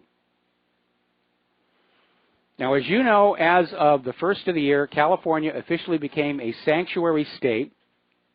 And I love those humorous signs that are being put up along the highway about welcome felons, MS-13. But the Director of Immigrations and Customs Enforcement, Homan, is out there saying, we've got to take these sanctuary cities on, and I assume by extension states. We've got to take them to court and start charging some of these politicians with crimes. And he's absolutely correct. These politicians are all in violations of various sections of Title VIII, which carry prison time. And when you look at the sheer numbers of illegal rented lips, Rivero speaks, take two. If you look at the sheer number of illegal immigrants being aided, sheltered, and abetted by these politicians, that's a lot of counts. These open border politicians are looking at serious jail time, possibly longer than they're going to live. And it's really very angering to live in a society with very selective enforcement of the laws. I mean, Jeff Sessions, he's announced and he's on the warpath. He's going to get those weed heads. He's unleashed the federal prosecutors to go into states where marijuana is now legal and enforce the federal laws. We're going to get those. Hillary betraying the nation? Nah, no big deal. Sanctuary states, open borders? Nah, no big deal. But we'll get the weed heads. Now, James Woods, and he's an actor, and it's unfortunate he always plays characters that you don't want to like, because he's actually a nice guy, and he's very intelligent. And he's out there saying the Democrats are promoting this invasion of illegals into this country in the hopes that just 10% will then be persuaded to vote illegally. And 10% of that volume of illegal immigrants can swing any election. And we still don't know how many illegals voted in last year's primaries and the general election, because of this nonsense that requiring a voter to show an ID is somehow racist. When you get pulled over by a traffic cop and he wants to see your driver's license, is that being racist? When you show your ID to buy tobacco or alcohol, is that being racist? Of course not. But James Woods is absolutely right. The Democrats are dependent on illegal immigrants voting illegally to steal elections. Another article over an Investment Watch blog that by declaring itself a sanctuary state, California seems to be on the path to actual secession from the Union. So we'll see what happens with that. Now, if you're like me, you have been appalled over the last several years at how the liberal snowflakes have gone after free speech on college campuses, because they don't want to be triggered, they don't want to be offended, and we don't want to hear things that we don't want to hear, and they've succeeded in persuading the administration of many colleges and universities to have what are called free speech codes, which limit topics, limit words. In other words, speech is no longer free. It's not free speech, it's permitted speech. And most importantly, the free speech zones. You're allowed to go out to this little fenced-off area out past the teacher's parking lot, and you can scream anything you want about the wars and the economy. But when you're out of that little cage, you have to behave. And for people who are my age, you probably realize what a change that is. When I went to college, it was supposed to be a place where new ideas were openly discussed and evaluated. After all, we were the new up-and-coming young generation. It was only a matter of time before we were running the nation, and we had to decide what we were going to do with it.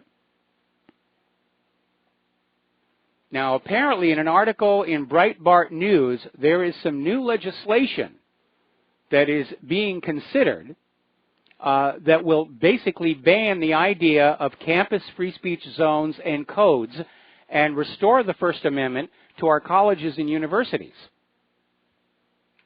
And I think that would be a really good idea. Because one of the things I noticed with all these free speech zones and free speech codes is the liberals could still say whatever they wanted, anytime they wanted, anywhere on campus. It was conservatives, or just anybody the liberals found offensive, that were being silenced. It was not a fair and just open policy. Now, as you know, there is this nasty flu, and it's going around. The current flu shot does not cover it. Apparently, it's certainly all over Oahu. It's spreading all over the United States. And it's a big problem in Great Britain. And apparently, Britain's National Health Service has announced it is canceling all routine operations until February, saying that all non-emergency procedures have to be delayed because the flu outbreak has left the hospitals overcrowded, underfunded. Apparently the hallways are jammed with people. So that's how serious this really is. I'm on the very tail end of it. Claire is still dealing with it, but appears to be getting better. Cross my fingers. She has to go get an x-ray tomorrow. But it's a nasty one.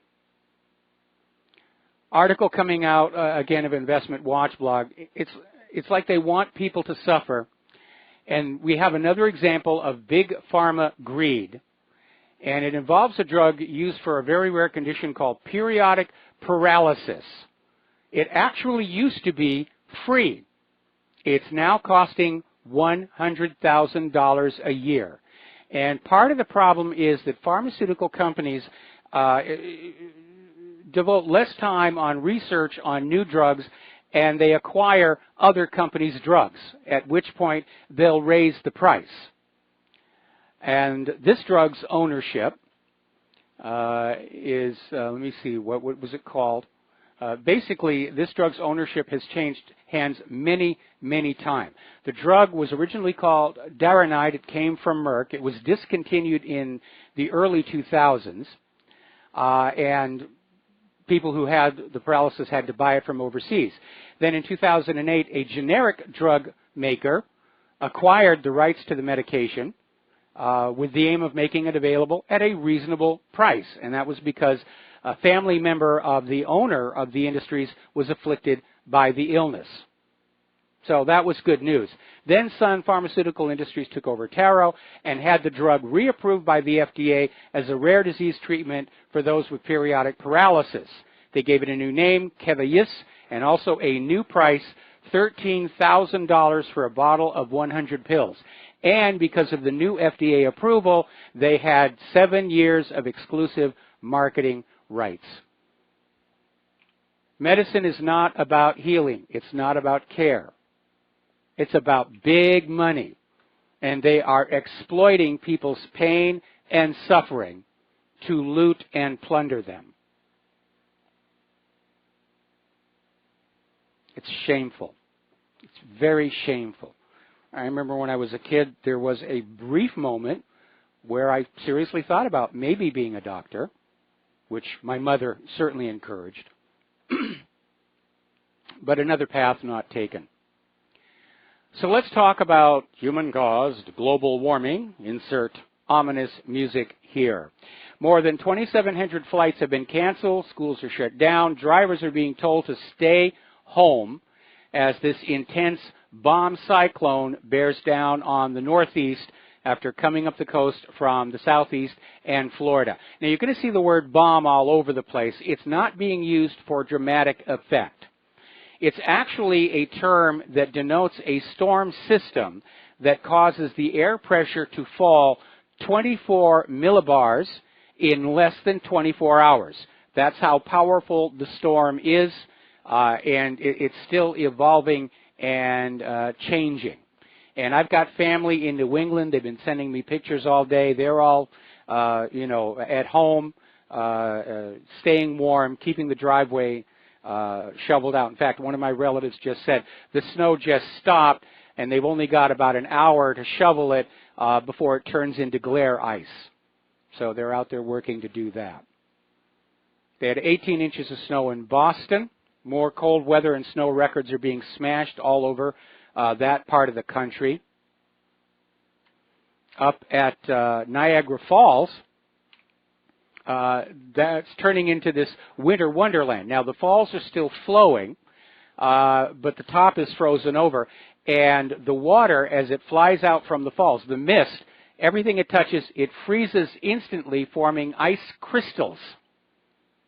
So it's actually quite beautiful, although I think you'd have to be very cautious about being out there.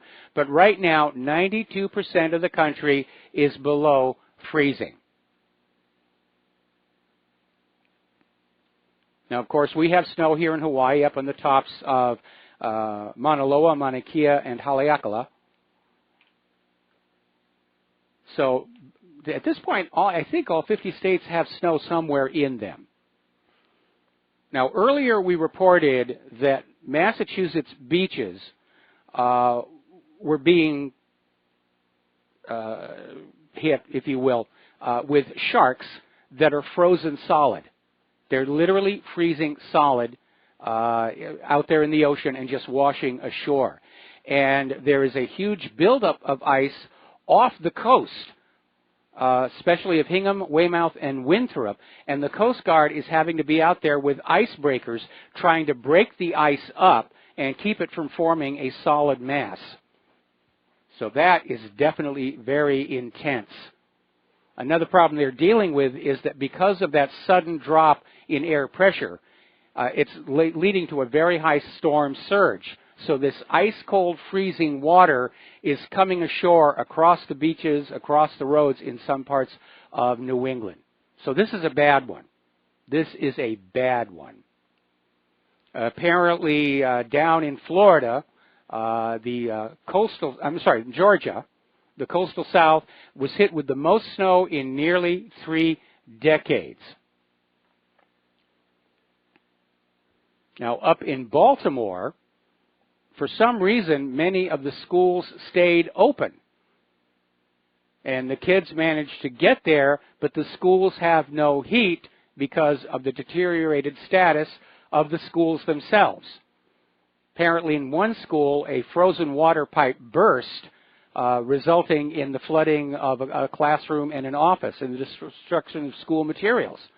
But these indoor temperatures barely above freezing, these kids are having to do their schoolwork in their parkas, in their mittens, in their gloves.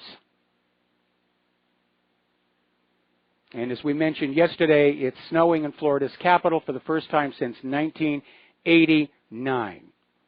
So this cold wave is tightening its grip on the U.S., and we're just getting started into the winter. Apparently, the Florida Sun Coast, that's the western coast on the Gulf, is under a freeze warning again. Now, thankfully, it's a little early in the year, or we might be looking at some major losses to Florida's citrus crops with a resulting increase in prices at the store. And Dutch climate carbonazis still out there pushing it. Human-caused global warming, the ocean is rising, and they're responding to the claim that nobody is seeing the ocean rise anywhere by saying, well, actually the floor of the oceans are sinking under the weight of all that water. They're still grasping at this thing. Meanwhile, over in Germany, in all of December, the country saw only 10 hours of sun. So their solar power alternative didn't really produce anything. And again, that's one of the big issues with this Carbonazi call to end fossil fuels. They cannot come up with a reliable, efficient, attractive alternative. They just want to ban oil and gas, huzzah, huzzah. Something will come along. Something always comes along. All right, we're going to be taking another break for commercials. When we come on back, news about computers, computer users, a lot of interesting things going on there, so stay tuned. And aloha, America. Welcome back to the show. Before we get into computers, I was checking up on the world of Steve Bannon, and he's definitely not having a good time right now. Apparently, the comment section over at Breitbart, the commenters are just ripping him apart for his quotes coming from the book Fire and Fury. And apparently the owners of Breitbart are already talking about whether he should be fired or not. And I think they'll come to the conclusion that, yes, he's destroyed the brand with this. And part of me feels a little sorry for Steve Bannon. I've never seen a man self-destruct quite so fast. And it seems that saying what he said in the interview was ill-considered. Trying to make nice after Trump reacted to it wasn't going to play to anybody.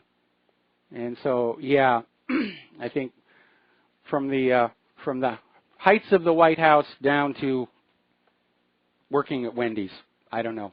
All right, let's talk about computers. File this one under irony or maybe karma. Apparently, there's been a data breach over at the Department of Homeland Security. and pretty much every one of their employees had their personal details compromised. Now, apparently, they discovered the breach last May as part of an ongoing criminal investigation, and the agency is describing it as a privacy incident. So, wow, Department of Homeland Security can't even protect their own computers. Now, let's see. In May of last year, think of all the months that whoever got this information has been able to steal from the DHS employees. It's amazing. All right, let's get back to this hardware bug. People are still reacting to it. And basically, to recap for those who missed the story before, Intel has acknowledged that their computer chips are affected by a bug that makes them vulnerable to hacking. And the reason this is so important is this bug is burned into the chip itself. And apparently this bug or flaw goes back 10 years. I think it's a legitimate question. Is it a bug? Is it a design flaw? Or is it a mandated NSA backdoor?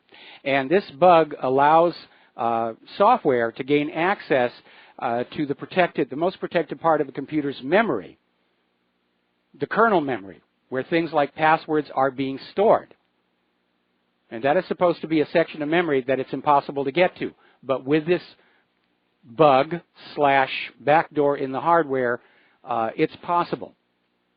And the implications of this are staggering. It's affected every product with an Intel chip, Windows machines, some of the iOS machines. And Microsoft is rushing out a patch, but on some machines, lower-end machines, there's going to be a performance hit of up to 30% to deal with this issue. Now, Microsoft is saying that when you go to install these patches, you may need to keep an eye on your antivirus, which is going to be looking for anything attempting to write that deeply into the operating system. So you're going to have to look at that. Now, we've been talking about the loss of net neutrality and what it means for the Internet, and we're already seeing the beginnings of communities starting to fight back. Over in Fort Collins, Colorado, the City Council just voted to move ahead setting up a municipal fiber broadband network that will provide gigabit speeds. And apparently, when they announced they were going to do this, the local cable industry went to court to try and stop it, to say, we have a monopoly on Internet. Well, no, nobody really does. Anybody can set up an Internet. And so the City Council vote came on in after the residents of Fort Collins approved a ballot question that authorized the city to build a broadband network. The ballot question didn't guarantee the network would be built because council approval was required, which they got last night. That hurdle is now cleared. And so they're going to be moving ahead with it. The vote was 7-0. It was unanimous to get this going. And the whole point of this network, it'll be net neutral, all traffic handled equally, gigabit speeds. I think more cities need to do this. There is no law that says only the big cable TV companies and ISPs are allowed to build internets. That's like saying only Sears is allowed to make hammers. It's out there. And again, when I was working in San Francisco on Day After Tomorrow, there were a group of enthusiasts setting up a citywide Wi-Fi network for school children to use who did not have broadband in their home. It can be done. It's not even that expensive. All right, we got to take a break for commercials. We'll be back. Join us on the air, 800-313-9443. Aloha, America. Welcome back to the show here, and we're going to go ahead and take a phone call. Eric in Tennessee, aloha. Welcome to the show. What's on your mind? Hey, Mike. I've been a chef for 35 years. every time they raised the minimum wage, it hurt the people that were ready to get a raise because you didn't have it in the budget to be able to give them a raise. I could see how they were feeling possibly cheated by this. Well, yeah, I had to increase a dishwasher's wage and cut a cook's wage, and because of my, executive powers, so to speak. And I hated it. It was terrible. Yes. Government's dictating the minimum wage. They have to pay. Well, again, people need to make a decent amount of money in order to keep the economy going.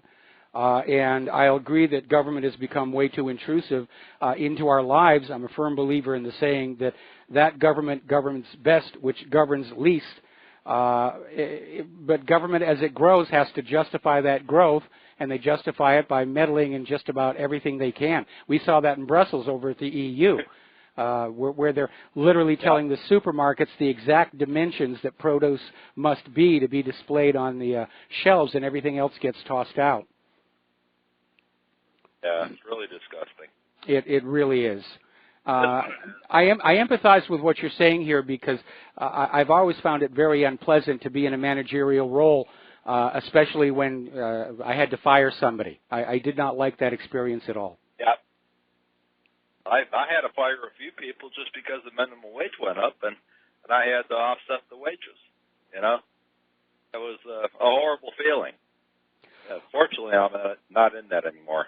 Well, ultimately, the solution to the economic problem is not whether you're going to have a minimum wage or not.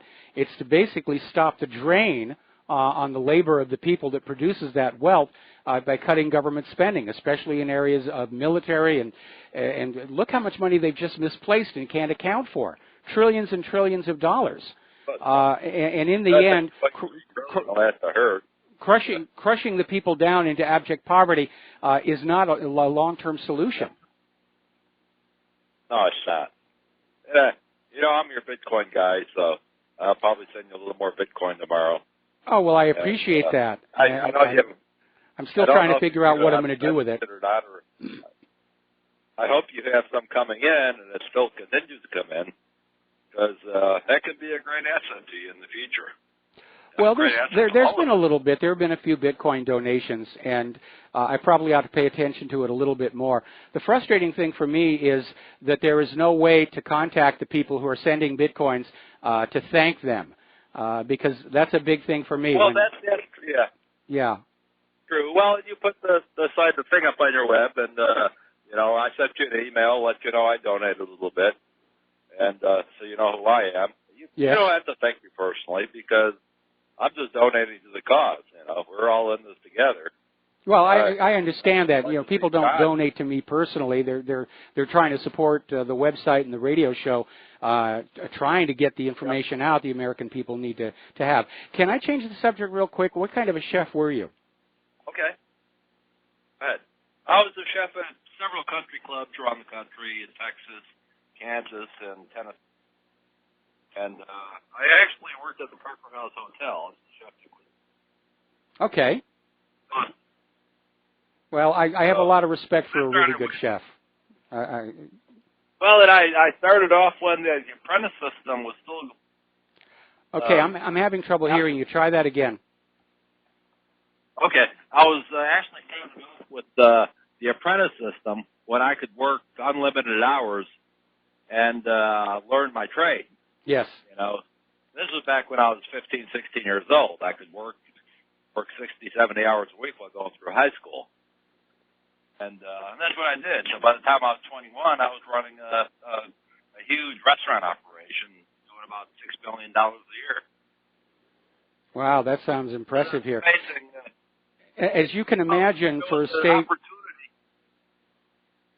As you can imagine, for a state. Say it again. I was going to say, as you might imagine, for a state that's heavily dependent on tourism, our local educational system does go into tourism support education. And one of our local community colleges, they have an absolutely wonderful program for teaching high-end chefs and service people, and they actually run a restaurant right on the campus. It's kind of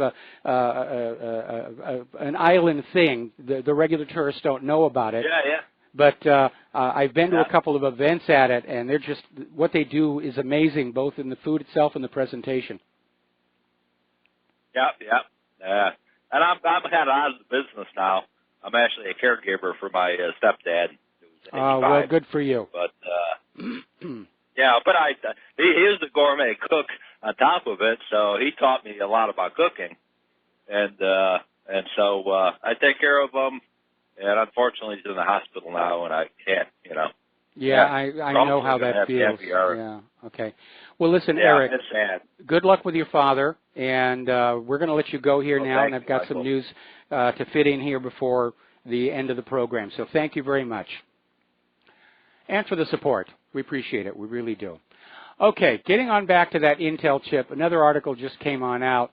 This is in the Daily Mail in Great Britain, and basically they're saying literally billions of people worldwide are at risk from hackers because these Intel chips with this burned into the metal back door, they're used in smartphones, tablets, baby monitors, television sets, obviously computers, and they can expose your personal data to criminals.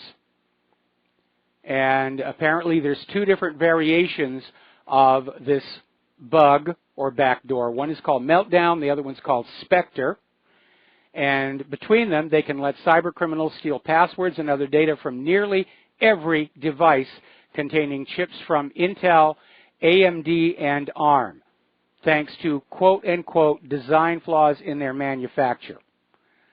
I really wonder if this was a mandated backdoor, because when they first started coming out with backdoors, they started high level, like in Windows NT with the NSA key. But then they realized computer users were going to find that stuff and block it. And there were successive backdoors that were found and blocked.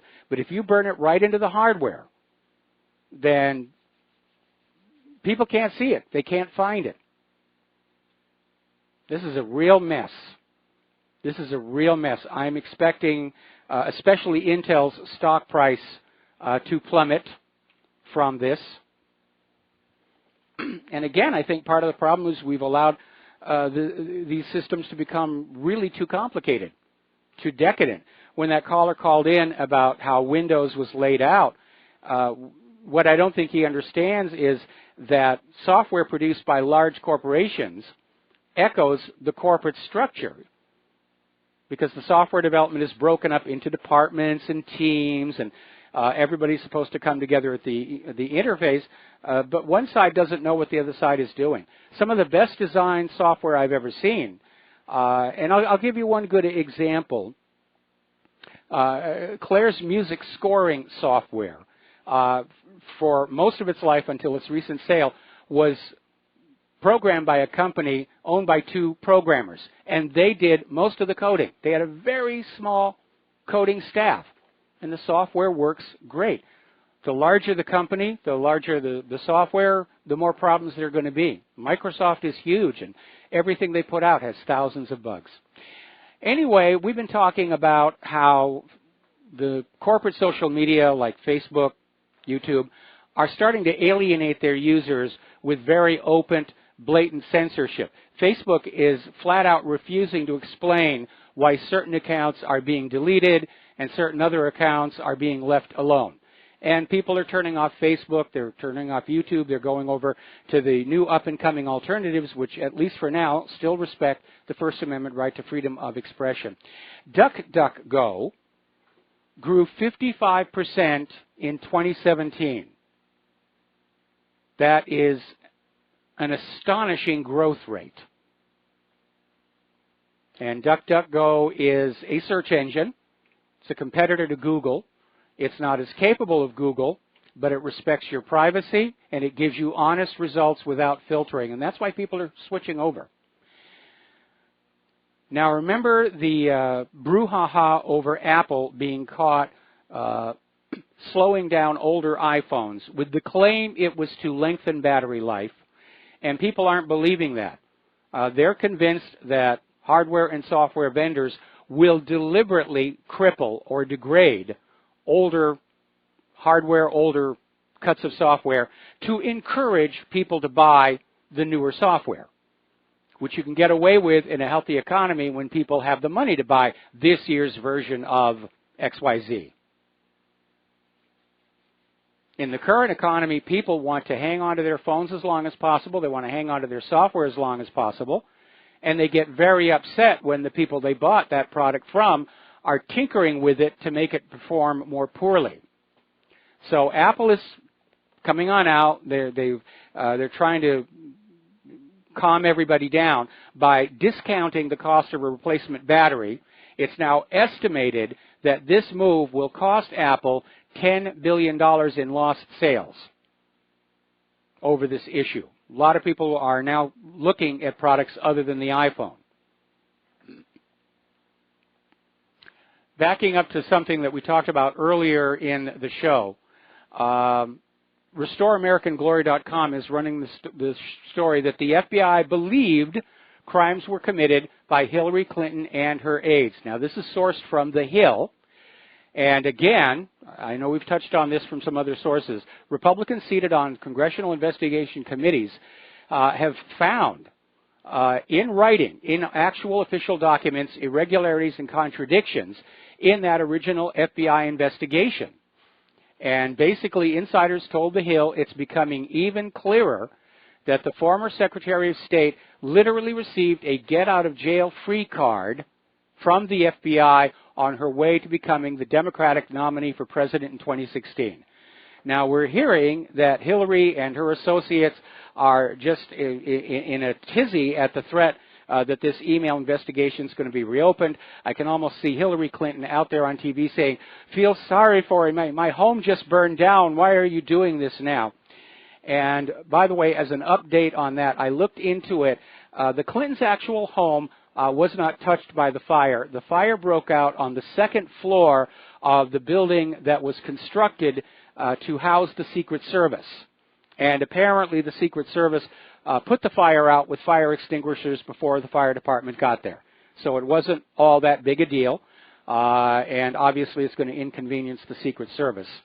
But it wasn't that bad a fire. So you don't need to feel sorry for the Clintons over their Chappaqua home. And as I said earlier in the show, the credibility of the Department of Justice is on the line with this, the credibility of the FBI, the credibility of the entire federal government. There is just so much information out there about what the Clintons have done for them not to be prosecuted and convicted and sentenced. Basically could destroy what little credibility this government has. We're talking the Uranium One deal, Russian collusion there, certainly. We're talking about the handling of the money in the Clinton Foundation. It didn't actually do enough charity to qualify as a tax-exempt charitable foundation. If the IRS were to revoke their tax-exempt status, the Clintons become personally liable for the taxes on all that money. We've seen all of this unfolding before us. We here in the independent media are getting this out there for the American people to understand the true character and nature of those who seek high office. And we're watching what the government is going to do, and the world is watching what the government is going to do. And I understand that the Department of Justice says they're reopening the investigation, but as long as Jeff Sessions is Attorney General, I don't think it will come up with anything. They'll do what the FBI did. They'll look at all the evidence of criminality, and then in the end they'll say, nah, they didn't mean to do wrong. We're going to let them go. So as this ramps up, it's time for the American people to make noise. Write letters to your Congress critters. Write letters to the media. Get on the comment boards. Just flood the media, both corporate and independent, and just scream that enough is enough. We're not supposed to have a class of nobility that can do whatever they want and never face the consequences. That's not what the United States of America is about. We're talking about crimes that involved gun running, drug running, money laundering, the murder of White House Deputy Counsel Vincent Foster, the ruining of lives, such as all of Bill Clinton's sexual assault victims had their lives destroyed by the Clintons. Claire and I had our lives destroyed by the Clintons. Enough is enough. It is time for justice. Now, getting on to some science stuff, because you know how much I love science. Apparently, there's been a breakthrough in the DNA typing of ancient Americans, and they found a body of a 6-week-old Native American who died 11,500 years ago, and analysis of the DNA is rewriting the history books. And it's showing that the first humans arrived in the Americas in one migration more than 25,000 years ago, and then split into 3 ancestral Native American groups. So forget about that guy Columbus. He didn't discover the New World. These people did. And this puts the earliest humans in the Americas back much, much longer than previously had been thought, which certainly explains how they got that far south in South America in such a short time, because that had always been considered an historical contradiction, going from the previously assumed date of humans arriving in North America over the land bridge from Siberia. It was questioned, how could they get into South America that quickly and start to build civilizations? Well, they were here a lot earlier. In fact, 25,000 years sounds like the land bridge that would have existed before the start of the last great ice age. So the numbers start to work out. We're going to take a break for commercials. We'll be back with the last segment of our program after these few words. And aloha, America. Welcome back to our show, last segment of our program today.